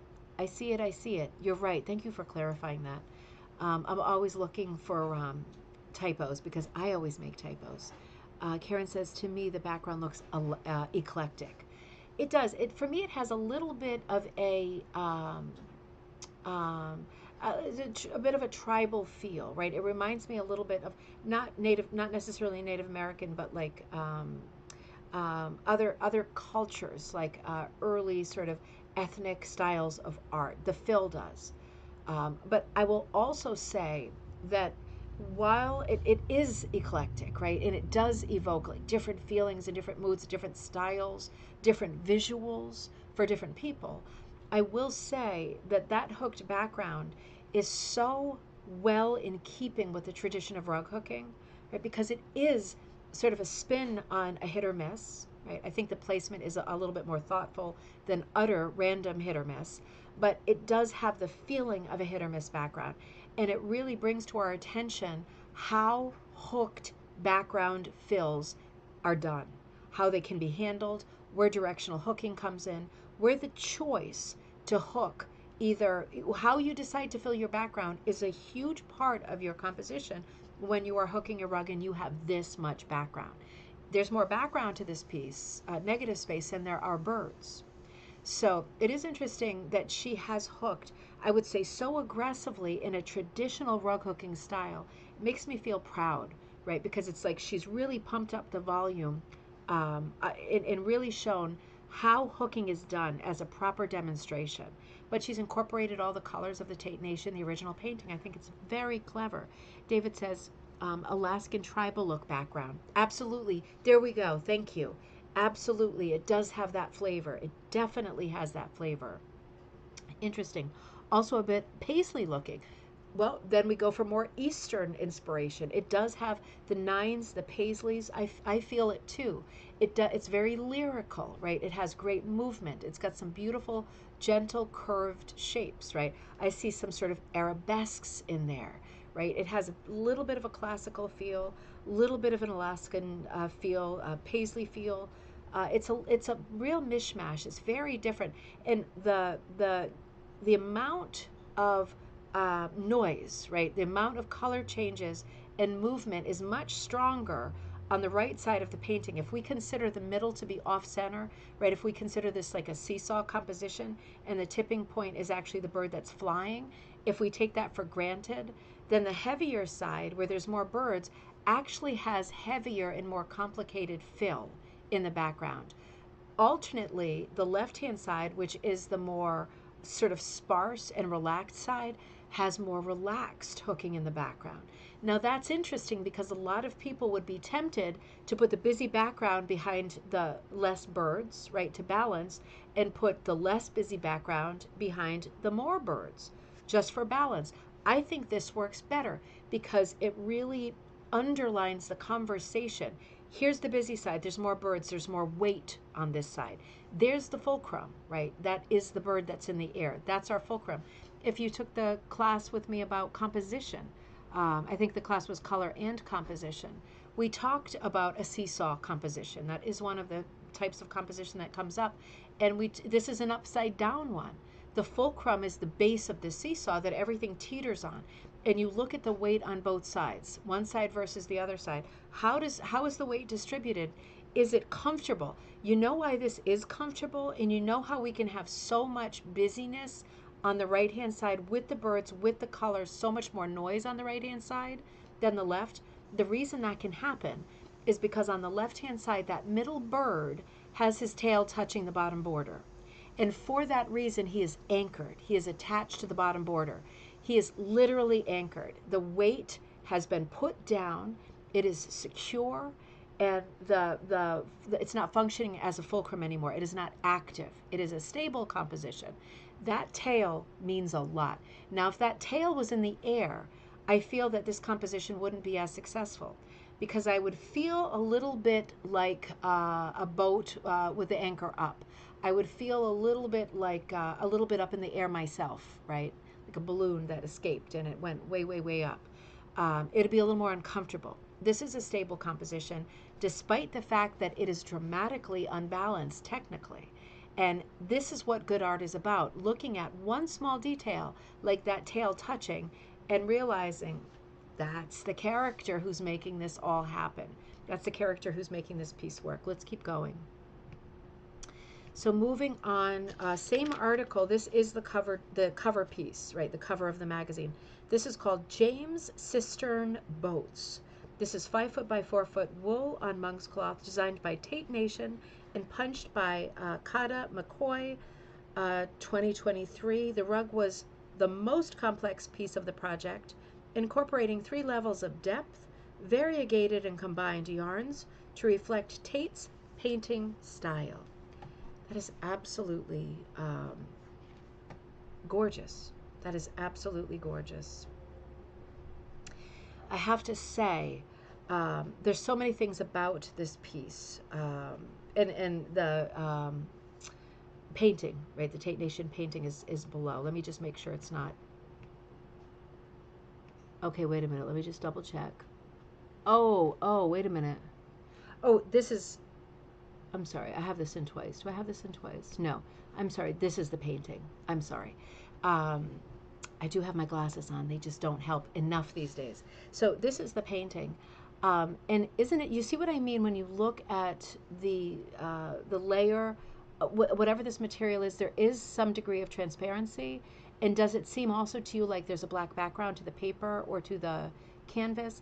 I'm wondering if it is canvas with pastel or oil pastel or something in that, along those lines, because I love the transparency. For me, it's very, very fine, but it still has this sort of sketchbook quality to it. That is my favorite style of fine art, right? Very, very relatable, accessible, and that incredible interest of having a dark ground that's been layered up, right, with color. It's very exciting. I'm going to come back to Judy's comment too. We've got a couple of comments on the last one, so I'll flip back after this. But this is the original Tate Nation painting that inspired this piece, which is the cover piece. So this is the hooked piece. Sorry, I misspoke. It's the hooked piece that's on the cover. So there are what appear to be 2 signatures here. I'm seeing AM in the middle, and I'm seeing Nation on the edge. Interesting. Because it seems like it should be CM. Okay, there must be a reason. Obviously not a mistake. I'm just trying to figure it out. So James Cistern Boats, and this is punched, right? For those of you who are punchers, this is a big deal. This is very, very well executed punch. You can see there's a lot of movement and placement to the punch, rows of punching as well, right? This is something that my buddy Rebecca could talk to us about in a lot more detail than I can. But a lot of interesting color placement, a lot of movement, a lot of shifts of color. The color palette is extraordinary. This is very much like all of hers, in keeping with the original painting. Let's just flip back. Look at the water. Look at the water colors. The change in color when I go back to the original painting. This is much more turquoise and much more of a grass green and like a robin's egg blue sky. The rug hooked piece has kind of dulled the colors a little bit. It's a little bit more of, I don't want to say a serious palette, but it's a slightly more limited palette. David says, I love that the boat on the left is wonky. It adds interest to the scene. I love that too. This is a great composition. This reminds me of and Karen says, I agree, the perspective on the left boat is very off. But yeah, it's smart. There's a few things going on here that are very smart because we have got a composition that is made up of layers, right? We've got the clouds, we've got the sky, we've got a distant either range or mountains or whatever it is in the distance, a layer of blue. Then we've got the water. There's some interest in the water. And then there's the dark layer of the water that's really deep right before you get to the lighter blue layer. And finally, the froth that hits the sand. So this is and then the sand is the largest layer. So we're looking at a horizontal sort of stacked layer cake of layers. And this is a great composition that works like this, but there's even more storytelling in the foreground, and the three boats are placed. We've got the two on the right, and more sort of expectedly, one at an angle, another at the opposite angle, kind of cutting into it and overlapping smart. And then that third boat is wonky, but it is a good kind of a bookend in terms of composition to that big middle boat. That round shape, that metal shape that's functioning as an anchor with that snaking blue cord to that middle boat is very, very smart. Oh, that is so good. That is so good. That really leads your eye, right? It does a piece of storytelling in itself, just that blue cord. What a piece of storytelling. Because what I know by looking at that one snaking little blue rope that attaches to the boat is that there is a lot to look at in this composition. That one rope is like a metaphor for the whole piece. My eye is going to have to travel all over this piece, either the painting or the rug, both in this article, to catch all of the details, right? So that in itself is super, super, super interesting. I love this piece. And I have to say, and I'm not being negative. I hope I'm not being negative. Remind me, that was image number 98. I have to say, even though I love the cover, that wonky boat is missing. And I feel it's not as strong of a composition with that boat missing. I almost wish that they would have gone for one of the other features from this article, even a crop of the birds that would crop. I think it's great to see detail in a cover crop, but I feel like there is something lost with this particular crop. When I saw the cover, I thought, yeah, it's fine. But when I saw the actual painting and the actual piece in its entirety, I thought, oh, it's more than fine. It's fantastic, right? So, yeah, just a note, right? Wow, some people are so clever. Really, Gail, right? So clever. Now, let's just slide backward for just a minute because there were some great comments. Uh-oh, wait a minute.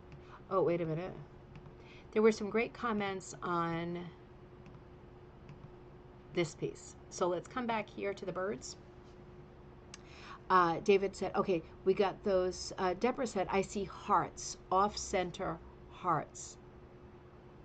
Yep, I see what you mean too, particularly on the bottom left. I'm seeing like scrolling hearts.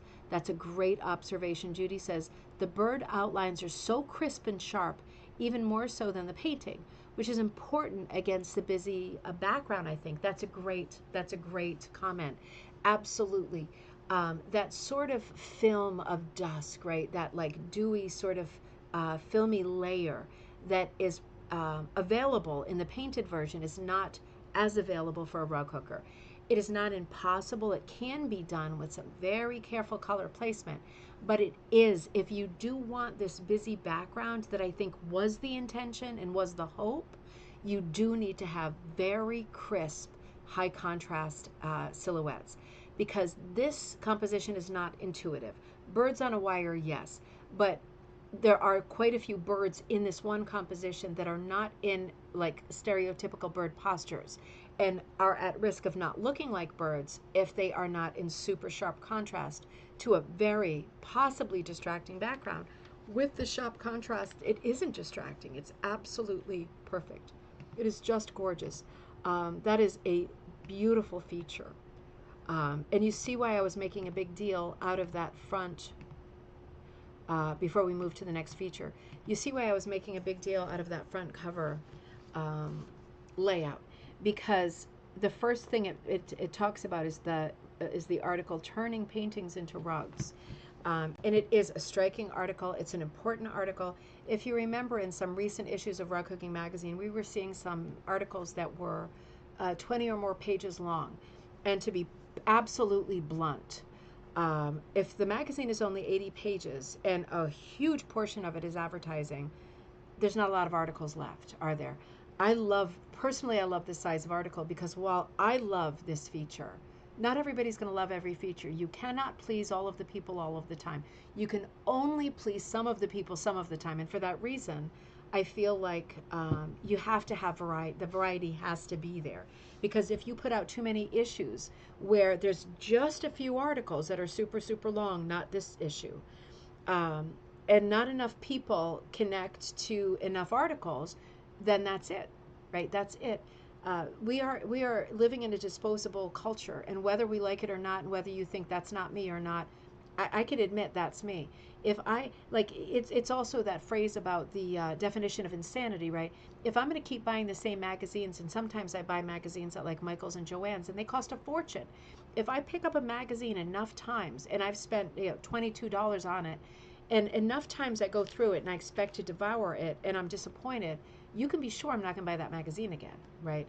And it's not like oh, every magazine has to be perfect or to my taste, but it certainly would give me the impression that the direction the magazine is going in is not exactly my taste, right? Anyone would think that, I think. So for me, I'm really relieved and happy to see some articles that are a bit shorter, right, in this magazine. We definitely got the flavor. We got enough. We got that great storytelling.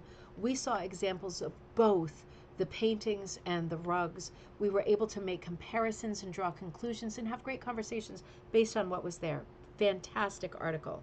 Moving into the next article, this is called Color Crossovers and Geometrics, Using Swatches to Create Coherent Color Palettes, Text and Photography by Sandra Brown. So this is the second feature that's called The Art of Swatch Making.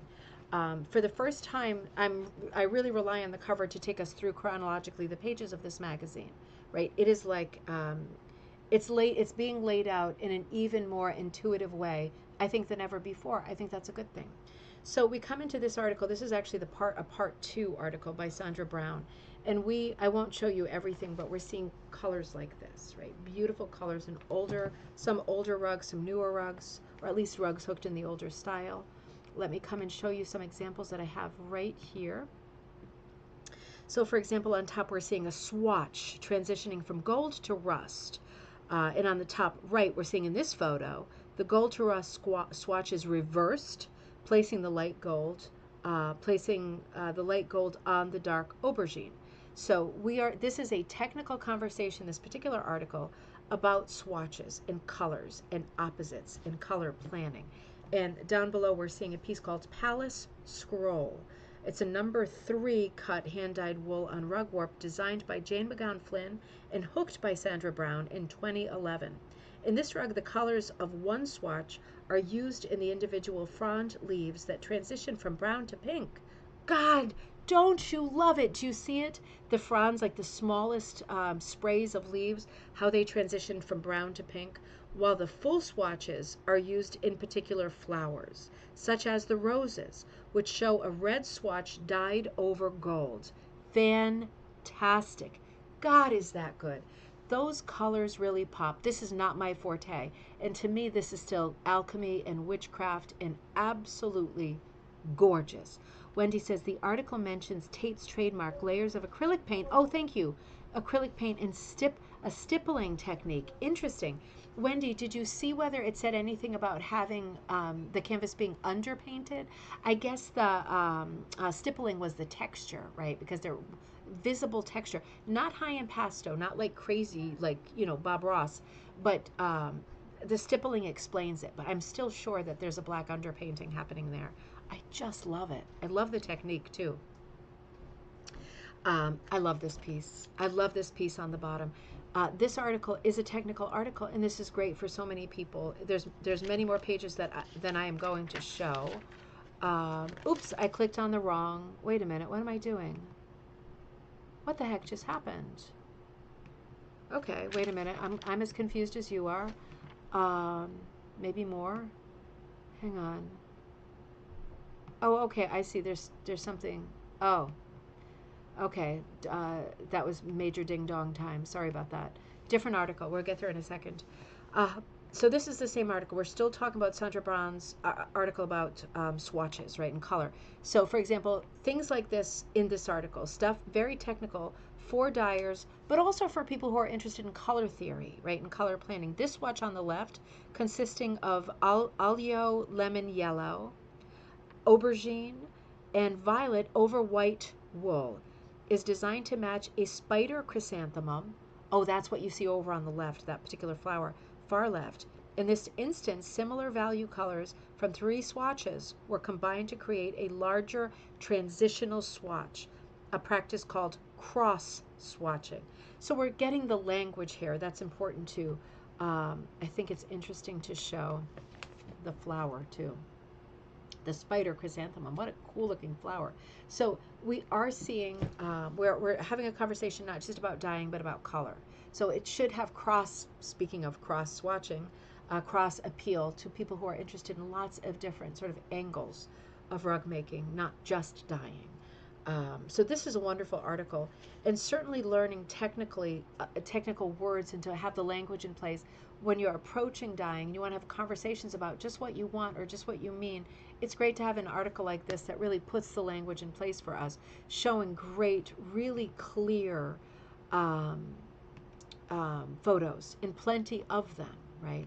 Plenty of them, so that we can see, what is this? Oh, this is textured wool dyed as a swatch. So a swatch set that is textured, also called patterned wool, but it has been done as a swatch set. Instead of just plain wool, it has this little grid pattern on it, right? This little check pattern on it, and it goes from dark to light.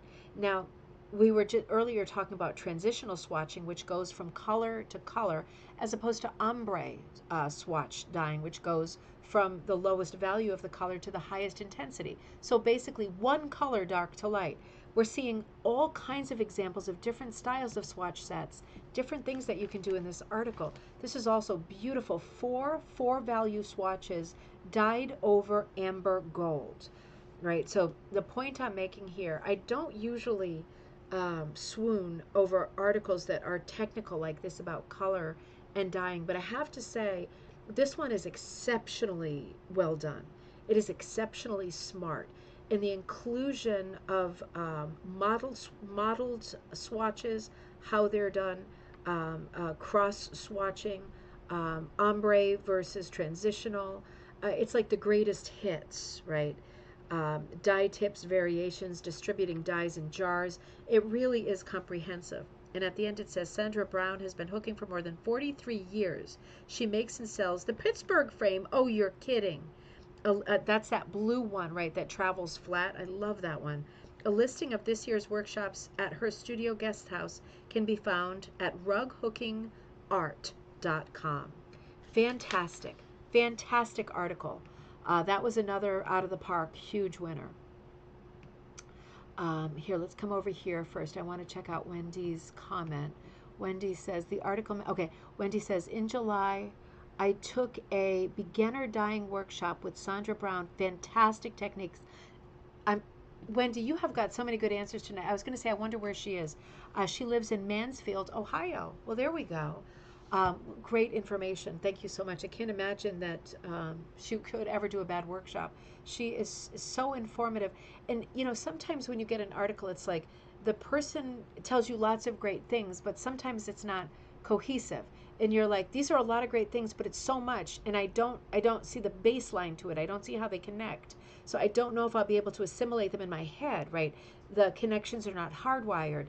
I love the way that Sandra writes, and I love the choices of photos that she uses, because even though she's talking about lots of different techniques, I think for anybody, she speaks so clearly and it's illustrated so well that those connections are hardwired. So if you're interested at all and you want to know more and you want to understand, you will be able to by looking at this article, without a doubt. So the next article is really interesting as well.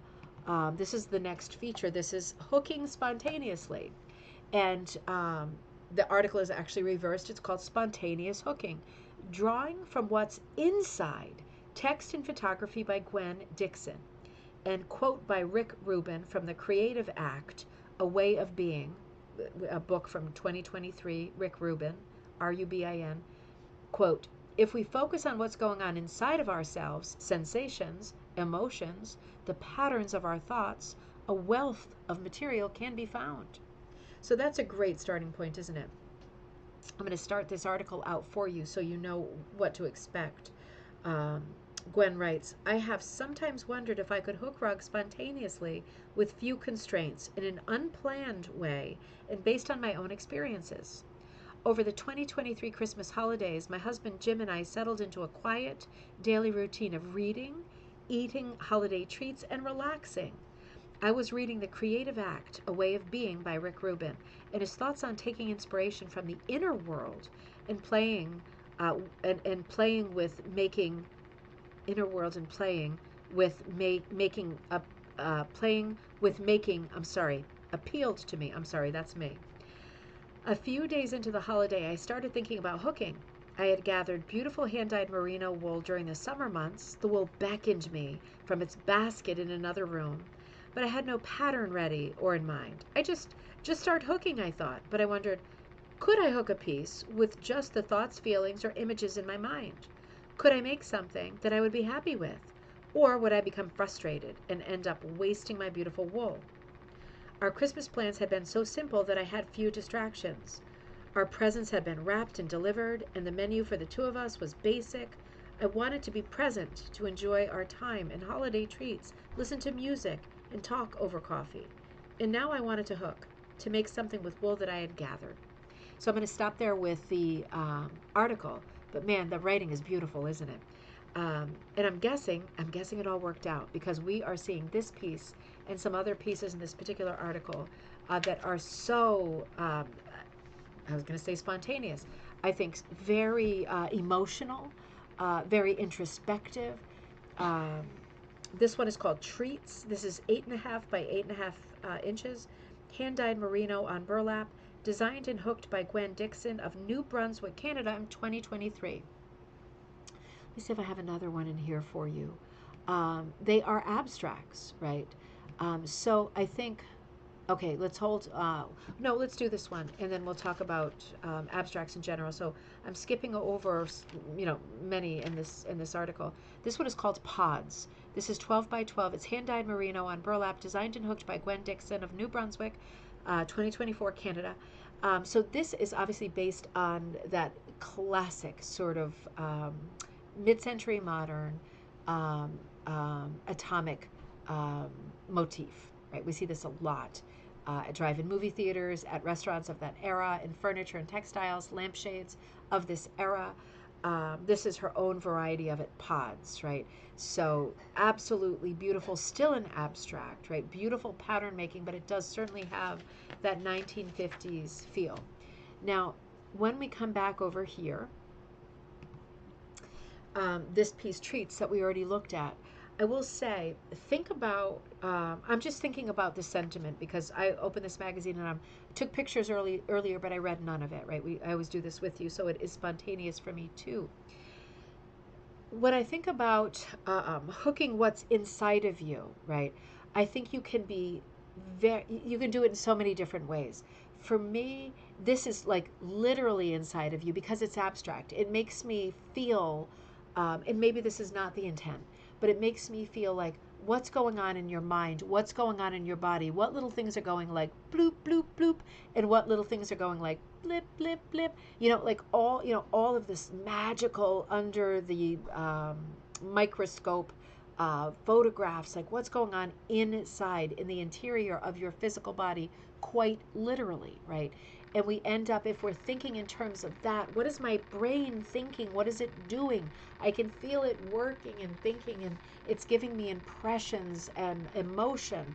And how can I capture that abstractly, right? So that's one way that you can capture that. Can you capture that in other ways? Well, you can capture that in other ways. You can do something like this that is more of a motif than it is an abstract, right? It's almost a pattern, not quite. It repeats, not exactly, but it does repeat. It certainly suggests a repeat pattern. So this is a different way of doing an abstract. Maybe this is something a little different than hooking, digging inside yourself. maybe what's inside you at that moment is you're watching a 1950s era movie and they're putting the tree topper onto the tree and it looks just like this, because don't a bunch of tree toppers from the 1950s look exactly like this? Could be that. Maybe that's what's inside of you in that moment, right? Entirely possible. It's a beautiful article. She includes strategies, thoughts, benefits of spontaneous hooking, lots of sort of bullet ideas. I love these things that come at you fast. Um, for example, thoughts and strategies. Each piece is a collaboration between the art that you have already seen, your previous pieces, your experiences, and who you are today. I think that's the important word in that sentence, who you are today. Because who you were yesterday, who you were this morning, who you are tomorrow can be very different. And I know you know, as an artist and maybe as a rug hooker, rug puncher, you know from doing creative work that sometimes you put a piece down and you return to it later. And sometimes if you return to it much later, you just don't have the feels for it anymore. You're just not loving on that piece. It just doesn't feel right. It doesn't fit anymore. Is it because the piece was bad to start out with? No, it's because you've changed, right? You've changed on the inside, and maybe it just doesn't resonate. You can't relate to it anymore. That can happen.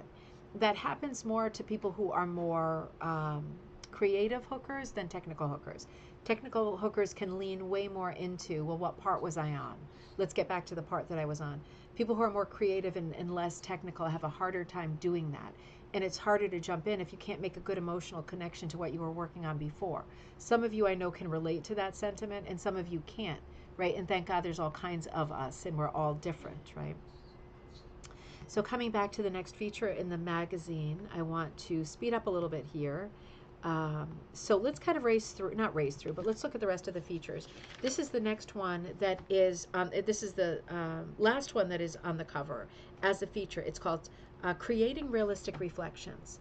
And this article is another fantastic article. It's a part 2, again. It's a part 2 by Susan Grant, and it's Hooking Reflections in Water. Text and photography by Susan Grant. So this piece is called Pine Tree First, number 1, first. 9 by 19 inches, number 6, cut wool on linen, designed and hooked by Susan Grant of Acton, Ontario in 2021. So obviously this article is another technical article, also very creative and interpretive, about reflections. Now, as rug hookers, we are almost always, the more primitive you are, the more your idea of rug hooking is like this. Let me show you this way. I have to go to the bathroom so bad. I hope I can make it a few more minutes. I was hoping Joss would come on and sit in for a minute. Now, did you hear me? Oh, are you going to come and sit in front of the camera for a minute? Yeah. Hold on 1 second. Honestly, it's not the drink. It's all of the excellent water I've been drinking. Can you entertain them for 2 minutes? Okay. Fantastic. I will be right back. What do I do? I don't know. So read the comments and say hello to people. Hi. I'll be back in 1 split second. Okay. Talk about what we're going to do this weekend. We're gonna go to the pinball museum and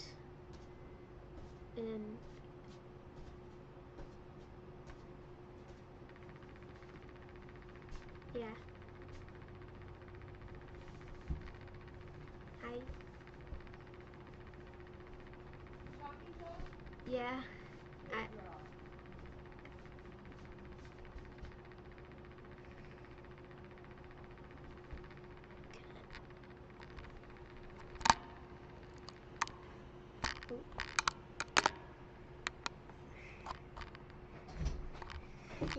Even wash my hands. All right. Thank you, sweet stuffy. Did you do a good job? Yeah. My little sweetie. How was school this week, Karen? That's a great question. How was it? I didn't like it. No.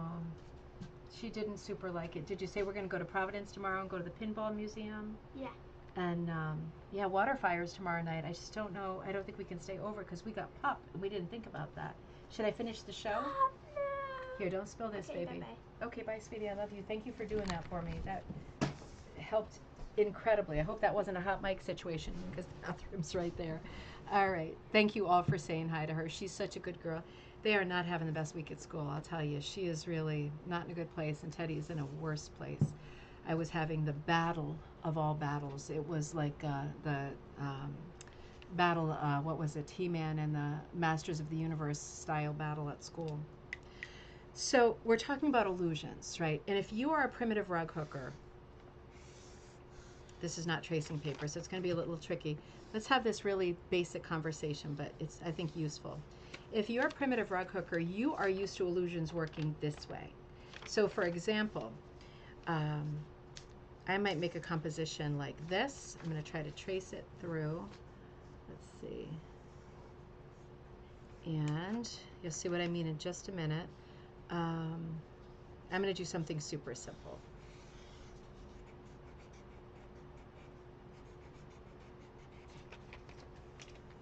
And I'm going to show you what I'm up to. The more primitive a rug hooker you are, the more used to you're seeing this kind of illusion. Opens like that, and it's symmetrical on both sides. Right? That's a little too symmetrical. That's an awful composition. But you see what I mean. What we're talking about in this article that Susan Grant wrote, part 2, is really interesting because we're talking about illusions that work like this, not like this, right? Not horizontally, but vertically. We're talking about illusions that work like, you fold it again, and not primitive. This is not from our sort of primitive school of hooking. Very, very basic what I'm doing here, but let me trace it out.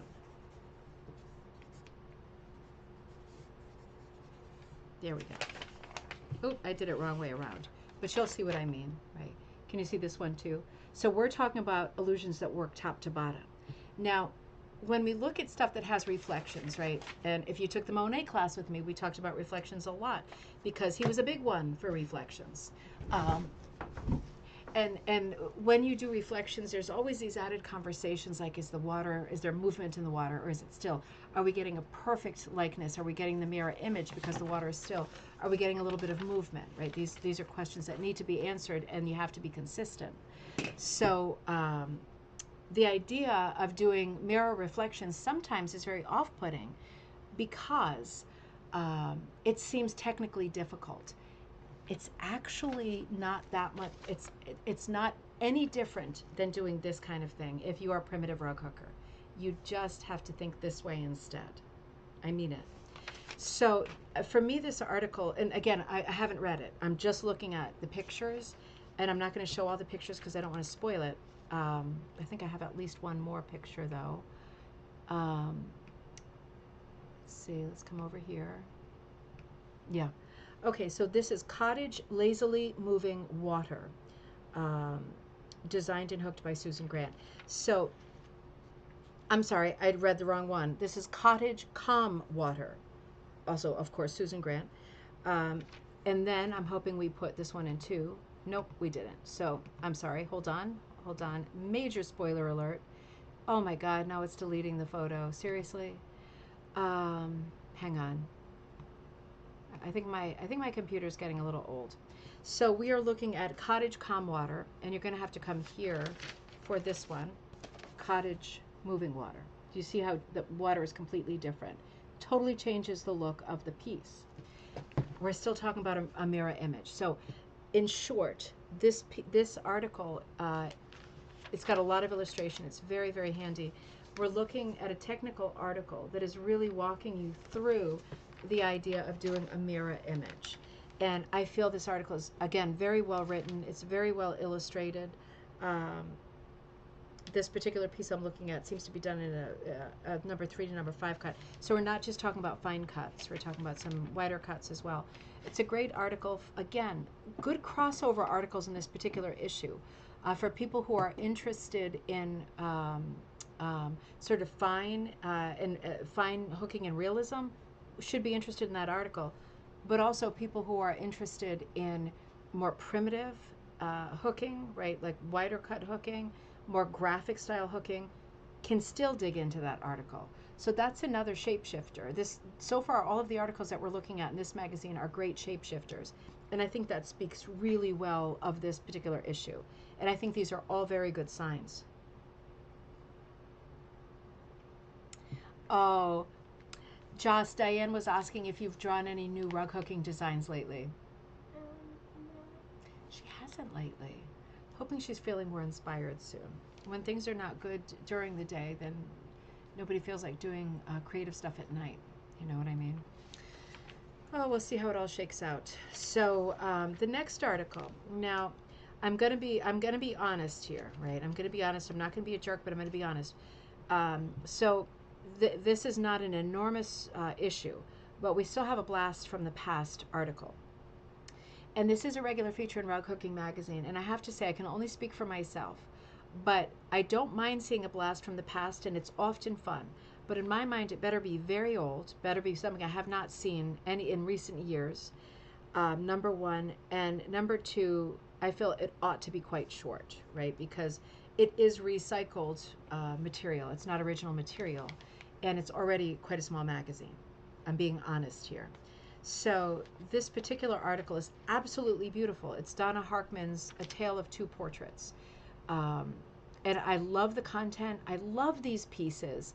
If you're thinking, how could you ever get tired of Donna Harkman? I can't. But the fact is, this magazine costs money, and we have seen these images both in Donna's book, in Rug Cooking Magazine already, and I think also in Celebration. So that is my only sort of beef with the practice of doing these blast from the past articles. I feel that there are so many people who would love to send articles into Rug Cooking Magazine.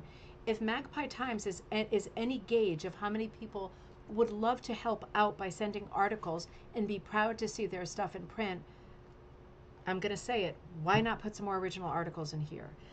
This feature is 10 pages long. So it is a lovely feature, and I love the work. And yes, I can look at it again and again and again. But I want to like watch this space, because I feel if there is feedback on this, I mean, they're all beautiful pieces, right? They're just pieces that we've seen several times. If there is a lot of feedback on this first issue under the new editor, I have a feeling that's one of the things that's going to come up sooner rather than later, because that strikes me as problematic. Moving forward into the departments now, right? We're kind of moving away from the features, and we're moving into the departments, and the departments are the regular columns, the subjects that we can expect to find, and this is Punch It Up, right? So this is Cody Gallagher, and this piece is called Fruit Punch. It's absolutely beautiful. This is the color planning for it.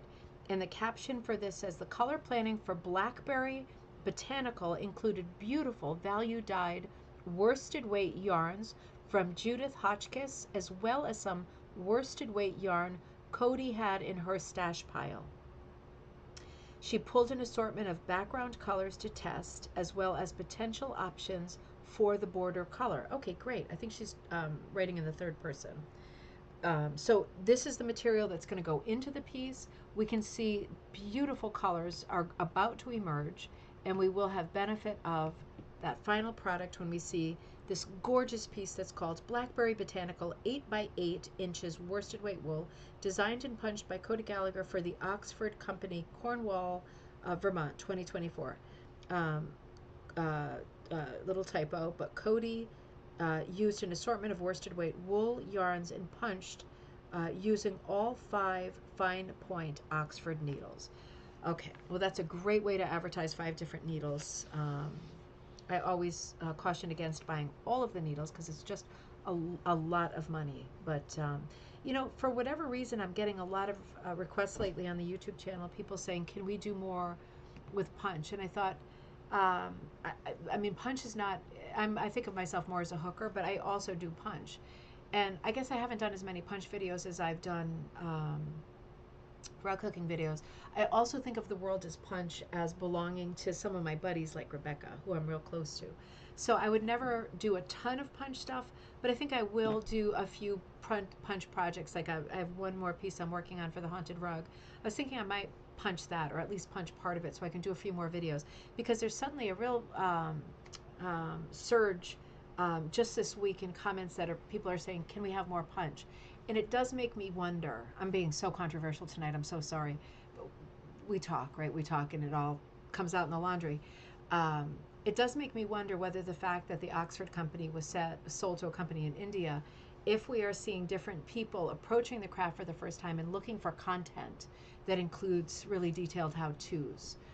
It does make me wonder, and that is not a bad thing, right? Having more people involved in the craft from from all different parts of the world has got to be a positive thing. But it does make me wonder. It's got me thinking. This is another gorgeous article. It's a very technical article.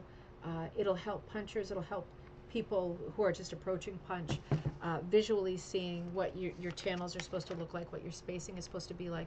And Cody moves on to a second really lovely piece that's called Fig Botanical. I won't show you the piece because I don't want to do too many spoilers, but the materials for the piece look like this here. So again, we're looking at, and if you're wondering, she is saying she's getting these yarns. She dyed some. She got some from Judy Hotchkiss. I will say another idea, right? If you are brand new and you're doing pieces like this, you can find some thicker weight yarns, right? Worsteds, wools, and other materials in needlepoint stores, right? Maybe knitting stores too, but you often see these kinds of, these are ombre swatch sets where you're getting one color that runs, for example, from dark to light. You see them often on Etsy. You see them in person in knitting stores, needlepoint stores, a thinner weight yarn, right? And you can punch with a thinner weight yarn with your fine needle, or you can double it up or treble it up or quadruple it up and punch like a little bit, a little bit more at one time. Big fat loops coming up all at once, much quicker. There's so many ways to do it, and it all works great. So this is a beautiful article, a great technical article. We move on to, oh, I'm running over. Let's go. I'm running into the next department feature, which is Want to Care, Artful Color, telling the whole story, directing the grand production of your rug. So it's not clear by that title exactly what this is about. Let's look at the sort of header image for this. It is just a knock your socks off image. This is called Wove and Rag, 17 by 11 wool on linen, designed, dyed, and hooked by Wanda Care of Wearton, am I saying that right, Ontario, 2023. Colors interweave and say new things as they travel through this rug. Wanda thinks of it as a musical. The townsfolk are going about their business through the square when red and turquoise stage a battle for attention. Then, from stage left, a profound darkness creeps in. What disturbing force is this? Of course, stage left is from the point of view of the actor, so it's on your right. Absolutely beautiful piece. Great storytelling as well. Super fun. So this, like all of Wanda's articles, I think is going to be very conversational, very approachable, has humor, has great tips, is going to surprise you. Very well written. Lots of beautiful images in here. I don't know if I did a second one from this. Nope, I didn't do a second one from this article. But Wanda has a regular column, right? So if you're used to her voice and you look forward to her articles, this one is not going to disappoint you. This is just beautiful, full of color, full of ideas, stage directions, keeping with the theatrical theme. She's got tips. She's got great examples. The articles that are in here, the original articles that are in here and the blast from the past are very solid articles. I have to say they are very solid articles. And let's move on to, I think the next one is our next department, which is Canadian Connection. And I love this feature. This is, the name of this article is History with a Hook, Creating a Commemorative Rug. Now, there has been a hole in the market for this for a long time. You're going to see what I mean in just a minute. This is absolutely incredible, this article. Text and photography by Nora Lee. I think this is my favorite in this issue. So contributing volunteers, there's a long list of contributing volunteers. It is a cool, let me show you the image again. It is a cool, rainy September afternoon in 2020, and I'm on Zoom with several members of my rug hooking group, Ottawa Old Forge rug hooking in Ottawa, Ontario. We're celebrating the culmination of a remarkable project. The Community Resource Center that occupies the historic building that inspired the group's name asked us to create a rug commemorating its 40th anniversary, and we're soon to present it. We're all very pleased with the results of our collective effort, a fitting tribute to this building and its occupants, which at one time included ourselves. Even in the virtual meeting, I can hear the enthusiasm in our voices as we talk about how we managed to capture the story of this distinct property in a rug. The Old Forge, designated heritage site, has existed for more than 175 years, from its first role as a blacksmith shop and a family home in 1832 to its successive roles as a home, a restaurant, tea room, taxi service, gas station, tourist center, and now Community Resource Center. The building's history provided a wealth of inspiration. And then Nora starts in with where to begin. And this is just amazing. I love this feature because we understand what the project is. This is one of the inspiration parts, right? The historical plaque on the Old Forge building, 1997, designated it as a historical property. So we might be getting a shape, right? We might be getting a composition idea from this shape, perhaps. So this is the finished piece. There's lots more information. The article shows you how to draw out the vignettes. I'll show you a little bit of that. This is the Old Forge commemorative rug celebrating our roots in the community. 40 years of the OFCRC, 188 years of Ottawa's Old Forge. This is 39 inches by 28 inches, number 3 to number 6 cut wool and wool bend fabrics, alternative fibers, yarn, wool, roving, cotton, batting, birch bark. I said birch bark, leather, polyester thread, miscellaneous objects on cotton rug warp. Rug warp is a great idea for this kind of a multi-material project because it's so thick and it has so much integrity. And even if you're wanting to hook really small pieces, in my mind, rug warp is your best bet. Wide pieces, not a chance. Tiny, thin little sock things and stitches with a needle, it's got to be rug warp. Designed and hooked by the members of the Ottawa Old Forge Rug Hooking, Ottawa, Ontario, 2020. So this article goes into some tremendous detail. If you have a project like this, an idea like this, and I'm sorry, that one keeps coming in, and I'm not sure why. Okay, I'm sorry. I think we're about to go there. Let's come back over here. I'm sorry. It's me. It's not you, it's me. So I just want to show you a little glimpse of the article. It's really showing you vignettes and how you want to do drawings, cut things out, paste them down, right? Paste them down. Because this is a very complex, this is a compilation piece, right? The composition is a compilation. So you really need to know what stories you want to tell, what you want your placement to be. It's kind of in the shape of that plaque. How you're going to position all of the different elements of the storytelling. This all really has to be sketched out. This cannot be spontaneous hooking, right? It has to be sorted out down to the T before you even get started. So this article talks about a group approach to creating the commemorative rug, suggested steps. It talks about drawing the vignettes, color planning, because you want the piece to be cohesive. You don't just want the piece to be like, a scrapbooky bunch of different things, and if they match, they match, and if they don't, great. You want it to be fairly cohesive. So you want to have a color plan or enough colors that it's consistent. You don't want one vignette, in this example, it looks like a tea party, to be done in monotone, maybe just blue and white, and 3/4 of the rest of the rug to be done in full color. Wizard of Oz walking into, Oz, and having every crazy color you can name. That would be confusing to look at. So you have to also be doing a lot of color planning as well as extra composition planning. I don't mean to make that negative face because it's a fun prospect. Planning a big rug like this that means something and is meant to celebrate something, a place that has had this many years of service and is still occupied and loved. You want it to be a good rug, and you need to think through what all the steps are. But hey, this group has already done that part of the work. So you might as well benefit from it by reading the article and figuring out what the obvious steps were. Maybe there's some beautiful old building where you are that deserves to be celebrated and honored with its own rug, right? Okay, so coming out of that article, this is why I keep pulling those images up. I'm so sorry. This is another of the departments, back to the basics. So this is the article that is meant to be the most appealing to beginners, a subject that would appeal to beginners. Well, this is Heading in the Right Direction by Carol Shawan, Styles of Rugs and Directional Hooking. Now this is great because in every article you can't have, look at my hand pulling a loop through the backing, right?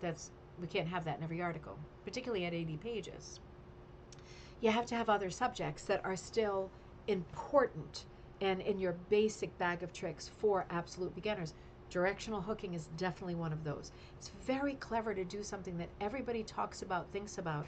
Choose a subject like directional hooking that is easy to approach, easy to comprehend, understand, and practice, even for an absolute beginner. But it's still something that you could take to an extreme, right? The birds on the wire.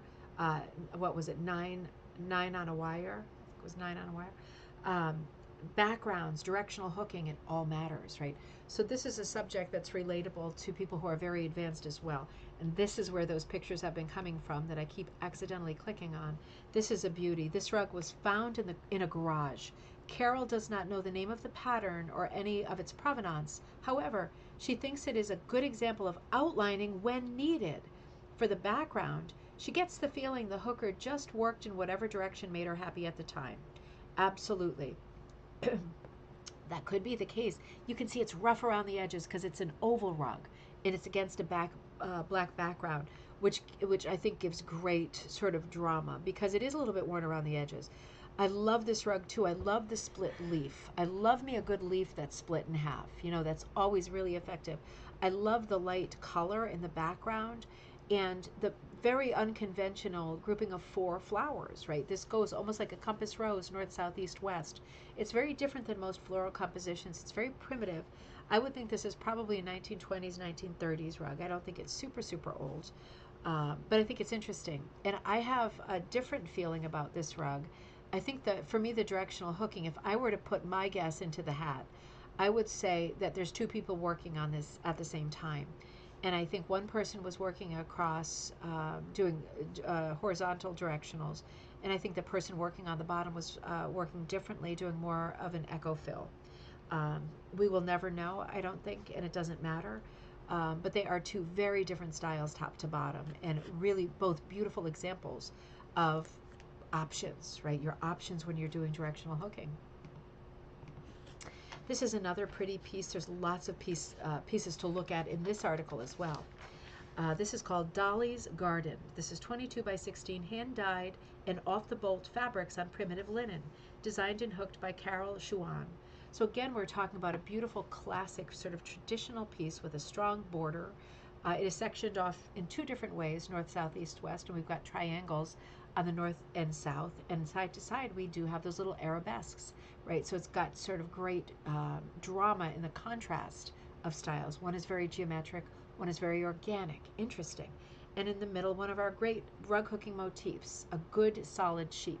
Now the sheep is done sort of with wild curls that we can see. The grass is done with vertical directional hooking, and the sky is done with horizontal directional hooking. Very different, very notable. Catches your eye, doesn't it? It's very interesting. It's another beautiful piece, and it's a great example of what she's trying to demonstrate in this article. So that article finishes off and is just absolutely gorgeous. It goes to the last page with lots more examples that are all just as lovely as the ones that we saw. The last department is back to basics. And this is a 1-page article. Oh no, I'm sorry. This is part of the same article. It's part of the same article. I'm sorry. The page is a different color, so it seemed like there was a break. It's just the last page is blue. So I'm so sorry. Same article. So this is still the article, Back to Basics, the section that is written by Carol Shawan. Sorry about that. So at the end, the last page, I was going to say, why is there a 1-page article? No, I never get tired of sheep rugs either, Mom. They are so much fun. back to basics. So this is one more little plot twist, right? She's talking about directional hooking, but she throws something at the end of the article, the very end of the article, that's a little bit different. Creating a stained glass effect with spot dyed wool. Interesting, because we're still talking about directional hooking, but we are talking about sort of fracturing the elements of the design, the sky, the water, the ground, breaking them up into pieces like a Tiffany glass window, like a stained glass window, and still doing your directional hooking, but doing it with mottled or spot dyed colors, which means not solid. So she wrote, creating a stained glass effect with spot dyed wool, clockwise from top to left, a rug hook to look like stained glass, right? That's the big finished piece with the looms. And then the material itself on the top right, and then the cut strips, a close up of the cut strips of the spot dyed wool, and then on the bottom left, a close up view of the stained glass effect of the rug. Right? It really is striking, isn't it? So directional hooking, but she gives us one little add-in bonus, right? One little freebie at the end, which is like, whoa, you can do this exact thing, but if you do it with mottled or spot dyed wool, we might be talking about something that looks like a stained glass window. That is exciting, isn't it? So that brings us right to the last page, right? Because in this issue, we are seeing all of the advertising in the pages of the magazine. When we get to the end, we have got a sort of index, a date book, rug hooking engagement calendar of events that are coming up, very useful. It continues an index of the advertisers here, so all of the ads that we're seeing in the body of the text, and then we hit the cover. So it is a little bit of a different layout than I think we've seen before. I think this is a great common sense layout. I have loved the last two editors of Rug Cooking Magazine. I love this new sort of generation of magazine too. I think it's all apples and oranges, right? I worked closely with Mark, the last editor, and I really enjoyed working with him. So I'm very partial to him, but I'm also very open and excited about a new person, because why not, right? Everybody's got to live their life, and God knows I've got to live mine. That's a Smiths quote, right? Because next Friday I'm going to be at the Smiths cover band concert. It is a beautiful issue. So my takeaways are, it is a short issue, and I'm not overly fond of putting such a large blast from the past into the middle of a magazine that's already quite abbreviated. But I will say what is there is gold. These are beautiful articles, and I think they're very helpful articles. I'm curious to see what happens next. There's bound to be a transition when leadership changes. So we give everybody that hot minute, no matter who, no matter what, why, where, and when. We give everybody that hot minute. This is a beautiful first issue for the new editor to put out. It looks great. I think the cover, just in terms of quality, the cover is a little bit thicker. Pages are still very, very thin in terms of quality. Cover is nicer, though, I have to say. That it makes a big difference, because I did notice people posting it and saying it gets all damaged by the time it arrives in the mail. It gets a little damaged. I got Foxed in the mail, and the spine got a bit of a jig to it, but it is what it is. It's a periodical. It's a magazine, right? It's not a copy of the Constitution that was lost in someone's wall. It is not the Magna Carta. But to us, it is a little bit, right? And we want to see good articles, and we want to see usable content. We want to see content that inspires us. We want to see new stuff, I think. So I'm hoping that we continue the trend of choosing just a few articles, but really, or more, but really good ones, right? Really good ones. All good page count, really different from each other. But remember, at the beginning of this episode, I said that the new editor, I'm sorry, I already forgot her name. Is it Caitlin? I think Caitlin Danko. She gave a great, very welcoming shout out to people. Hey, if you have an idea for an article, or you want to talk about something, or you want to give me some feedback on the magazine, she's willing to hear it. Not everybody is, right? Not everybody is. Earmuffs, I don't want to hear it. I'm doing it my way. I'm the boss, me first. She's not putting that vibe out there right at the onset. She's saying, do you have an idea? Do you have an article? Hey, if you do, it's the right time, right? So I'll be curious to see where the magazine goes. And yeah, it was a very impressive article in terms of issue, in terms of content, I think. So as I'm running over, and I know you want to log off too, Oh, Deborah, I'm sorry. My mom said she left me hooking patterns, frame, punch needle. I just saw the last 2 weeks. It's punch needle and it's different from what I've seen. Oh, Deborah, fantastic. Now you're going to give that a shot and you just need a little bit of help with giving it a shot. Maybe you're watching videos, or maybe you watched her and you already know what to do. In any case, there's so much support out there. There's so many people who want to cheer and help out. And definitely in the Facebook group, also Rug Cooking and Punch Needle Club, there's a lot of punchers out there too. And people are always wanting to help other people to succeed and do their best and figure things out with the least amount of heartache and grief and aggravation. So I know that you will get all of the answers to the things that you mean to do. And I know you will be working on fantastic, blingy projects that I hope that you'll send so we can look at them together in gallery night. So when we come back on Monday, we probably will return to this book that we were looking at last Monday that I really loved, Floor Coverings in New England Before 1850. Remember, we started looking at this. This was a heavy history article, and some of you love the heavy history, as I do. And some of you don't, but we do a little bit of everything on this channel. So we will return. We are not talking about hooked rugs before 1850, but we are talking about rugs and floor coverings, what they look like, what they were made of. Oh my gosh, how many pens did I drop on the floor? It's like the Mary Poppins bag of just pens and pens down there. So we'll return to that on Monday, and then I'll be with you again on Friday for gallery night. I was going to put up a class that I have not gotten to yet. It has been harrowing this week. On a personal note, with both kids going back to schools, different schools, with Teddy in the middle school, Joss with her fractured foot from that horrible incident where those bullies got at her at the trampoline park.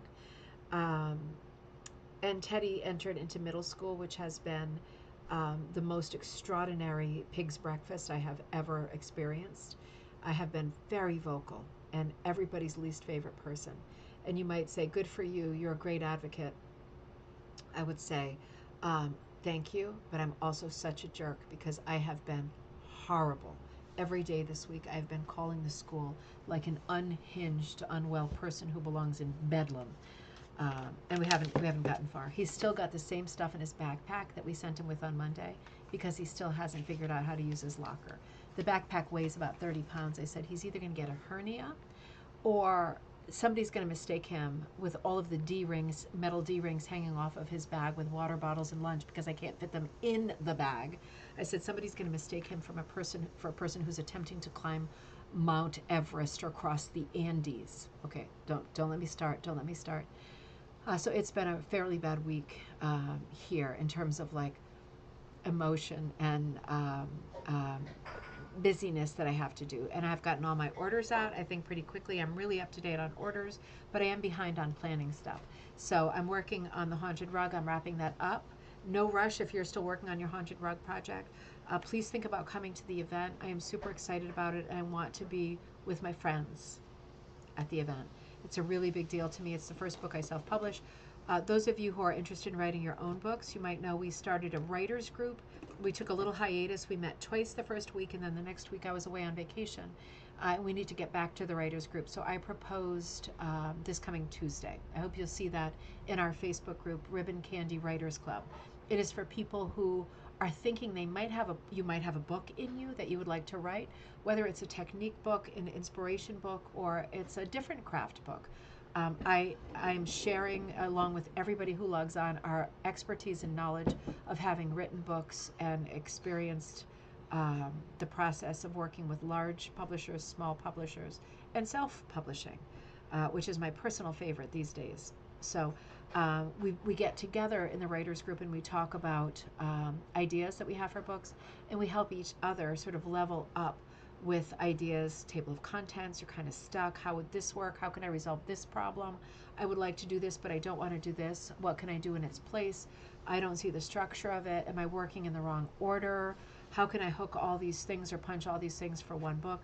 We have answers to all of these kinds of things. When we pool our knowledge and our experiences, even if you are someone who is thinking, I have always wanted to write a book, but it's not going to happen in the next 5 years, if you're free, still log on and start jotting down notes, because you never know when at 3:14 in the morning you are going to be wide awake thinking horrible, evil thoughts, right? Am I sick? Am I dying? Is this going to happen? What if I crash the car? What if somebody gets sick? What if the house is underwater because of all the rainfall? Instead of that, you can just sit up and start working on your table of contents or chapter headers or ideas, right? So everybody's welcome to participate who is at any level of or any stage of wanting to do a project. And you can gather information and ask the same questions over and over. And you will get answers from everybody who's logged on that particular night. You don't have to log on every time we meet. Log on when you feel like it and log on when you can. Mostly when you feel like it, because there will always be more meetings. And for those of you who are thinking, well, I'm never going to get a publisher, number one, you might. And if you don't, it might be that Ribbon Candy Hooking publishes your book. We have to see how it goes from project to project. I am starting to publish my books and other people's books too under our brand, as well as Magpie Times. And if we have got a project that I feel is saleable and fantastic, and we work together to make sure that I feel it will be successful and saleable, then me publishing it is an option through Ribbon Candy Hooking.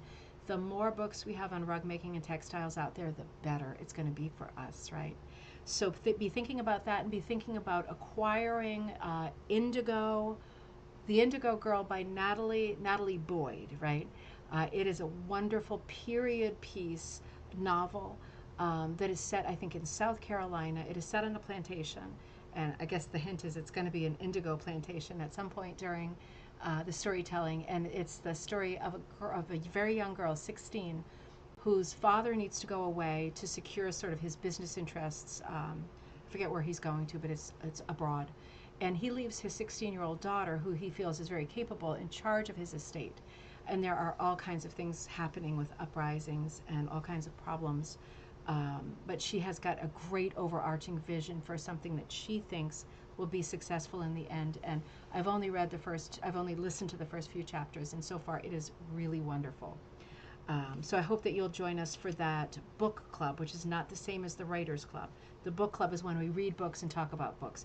The Writers Club is when we're writers and we're talking about writing.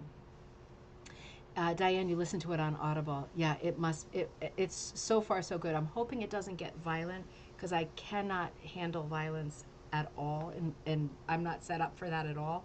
So I'm hoping it never gets super violent, but I haven't encountered that yet. So anyway, those things are happening at Ribbon Candy Hooking. Happy Labor Day weekend. I will be working on the Haunted Rug book. If you need me, I am always at ribboncandyhooking@gmail.com tomorrow, or I'm going to be with Joss tomorrow, so maybe tomorrow night or Sunday. I finished, oh gosh, I wanted to show you. I don't think I showed you. Hang on. Oh, wait a minute. I had one more slide for you. There it is. If you are going to Tigger, the Tigger event in Niagara Falls, the Canadian side, this coming last days of September, early October. Thanks, Diane. One of the things that people are doing is this kind of unofficial decorating a jean jacket, decorating the back panel of a jean jacket. And I wasn't going to do it because time is a major problem for me right now. It's a major stressor, and I wasn't going to do it. But then I thought, wait a minute. If I do if I adapt one of my patterns that's in the Haunted Rug book that I need to hook up anyway, and make it fit the back panel of my jean jacket, then I have a twofer, and that's what I did. So I drew out this pattern. It's called, I think it's called "Follow Me" or "Come Away with Me" or something like that. It's a crow. It's not a great photo, but it's a crow on the brim of this witch's hat, and the hat is a bit like cut in. It's a bit like abstracty and shapy. But hey, Ted, you want to come and say goodnight to everybody? All right. Button up your shirt, baby. Oh, are you finishing up? I am finishing a show. You're welcome to come on, but you have to have your body covered. I know. Okay. I remember. Anyway, I'm going to make a video for those of you who are interested, whether you're going to Tigger or not. You might be interested in the idea of, if you are not a person, hold on one second, Ted. All right, go on. If you're not a person who's used to handling a needle and you're not big on sewing, I'm going to do a tutorial video that shows you how to get your hooked rug, your hooked piece like this, hooked, punched, whatever, shaped out, cut, turned under, and stitched onto the back panel, right? It's a little more than it sounds like, because I'm going to put some cording or trim around the edges too. But it's, I think, going to be a fun project. It's going to be a fun video. And this is a pattern that will be in the Haunted Rug book. I'm not showing you lots of them, but it is a very primitive pattern. I did the witch with a blue face. Obviously, you could do whatever you want to. A little bit Blue Man Group happening here. But yeah, this is a pattern that is a square pattern in the Haunted Rug book, but I have adapted it here. Teddy, would you like to come sit right here and join me? Okay. Help me see out the end of the show. Here, come sit down. Is that all they see is this book? sun. Yep. Yeah. No, that's a. You want to come down here? Okay. Can you perch right here for a second? Do some perchies. Right here? Do some perchies. Oh, he's getting to be such a big man. I barely fit on the seat anymore. There we go. I barely. Oh, no, I'm not going to let you go. No, I'm not going to let you go, baby. Oh, okay. Just a drink? It is a drink. That's not for you, though. Well, what does Gami say? Does she say, hey, I love my Ted? Dan says hi to you. So, from our family to yours. Yeah. I think on the YouTube live tab, it shows all the lives you've done. You think so? I think, yeah. Yeah, you're kind of an expert on YouTube, huh? Oh, yeah, definitely. Yeah. Yeah, I know everything. He does know everything about YouTube, doesn't he, Papa? Oh, what's 3D printed jam sandwich, my sister. Are you kidding me? Yep. Did you just figure that out upstairs? Holy mackerel! I didn't even know. Is it hot to touch? No, it's not. It's completely fine. Oh my God! Love we you, have Mama. been experimenting with Jocelyn's. I'll Love call you later. too, Ted. Or not call you. What? Don't call me later. I'll visit you upstairs to your bedroom. We've been experimenting with the 3D printer, and did you want to explain? Okay. My husband is shy. We've been experimenting with the 3D printer, and so far we have only been able to do things that are like already there, like designs. Jocelyn got the 3D printer. We gave it to her for Christmas. And you and Jocelyn are now experimenting with creating shapes and designs and three-dimensional stuff on the 3D printer that is not already like a coated or whatever. And this, if you recognize it from Ribbon Candy Hooking, is Jam Sandwich. This is one of Jocelyn's pictures that she drew, one of her patterns. And I think to date it is still my best-selling pattern, Jam Sandwich. There's different versions of it. And this is the original Jam Sandwich. That is so cool that you were able to do that. What should we use it for? It looks almost like a cookie cutter. I wonder if you can make it in... I said that to Josh. We should right? make You see what I mean? cutters. It's got like some depth to it. That's not a bad idea to make some jam sandwich cookie cutters. Could you also model like a thing, like a nubbin on the back? So, ooh, interesting. It's halfway to being a cookie cutter for real. How cool is that? You could even make it on a larger cookie and not have it cut out, but stamp it in because the whiskers are a bit fine, right? Interesting. Anyway, things are happening here. Thank you. Things are happening in this house. Hey, everybody, have a great weekend. That is super neat. Thanks, Carol. They are such good kids. They are such good kids. Teddy does not want to come to Providence tomorrow. He's had such a stressful week. He's so sweaty and done in by this terrible week that he's had. He doesn't want to take a road trip this weekend. He just wants to be an indoor cat. So we'll see how it goes. But anyway, I will be around on Monday. We don't have plans, and I will be with you Monday. And don't forget to send your gallery stuff for next Friday. I will see you then, everybody. Have a happy weekend. If you need me in the meantime, ribboncandyhooking@gmail.com.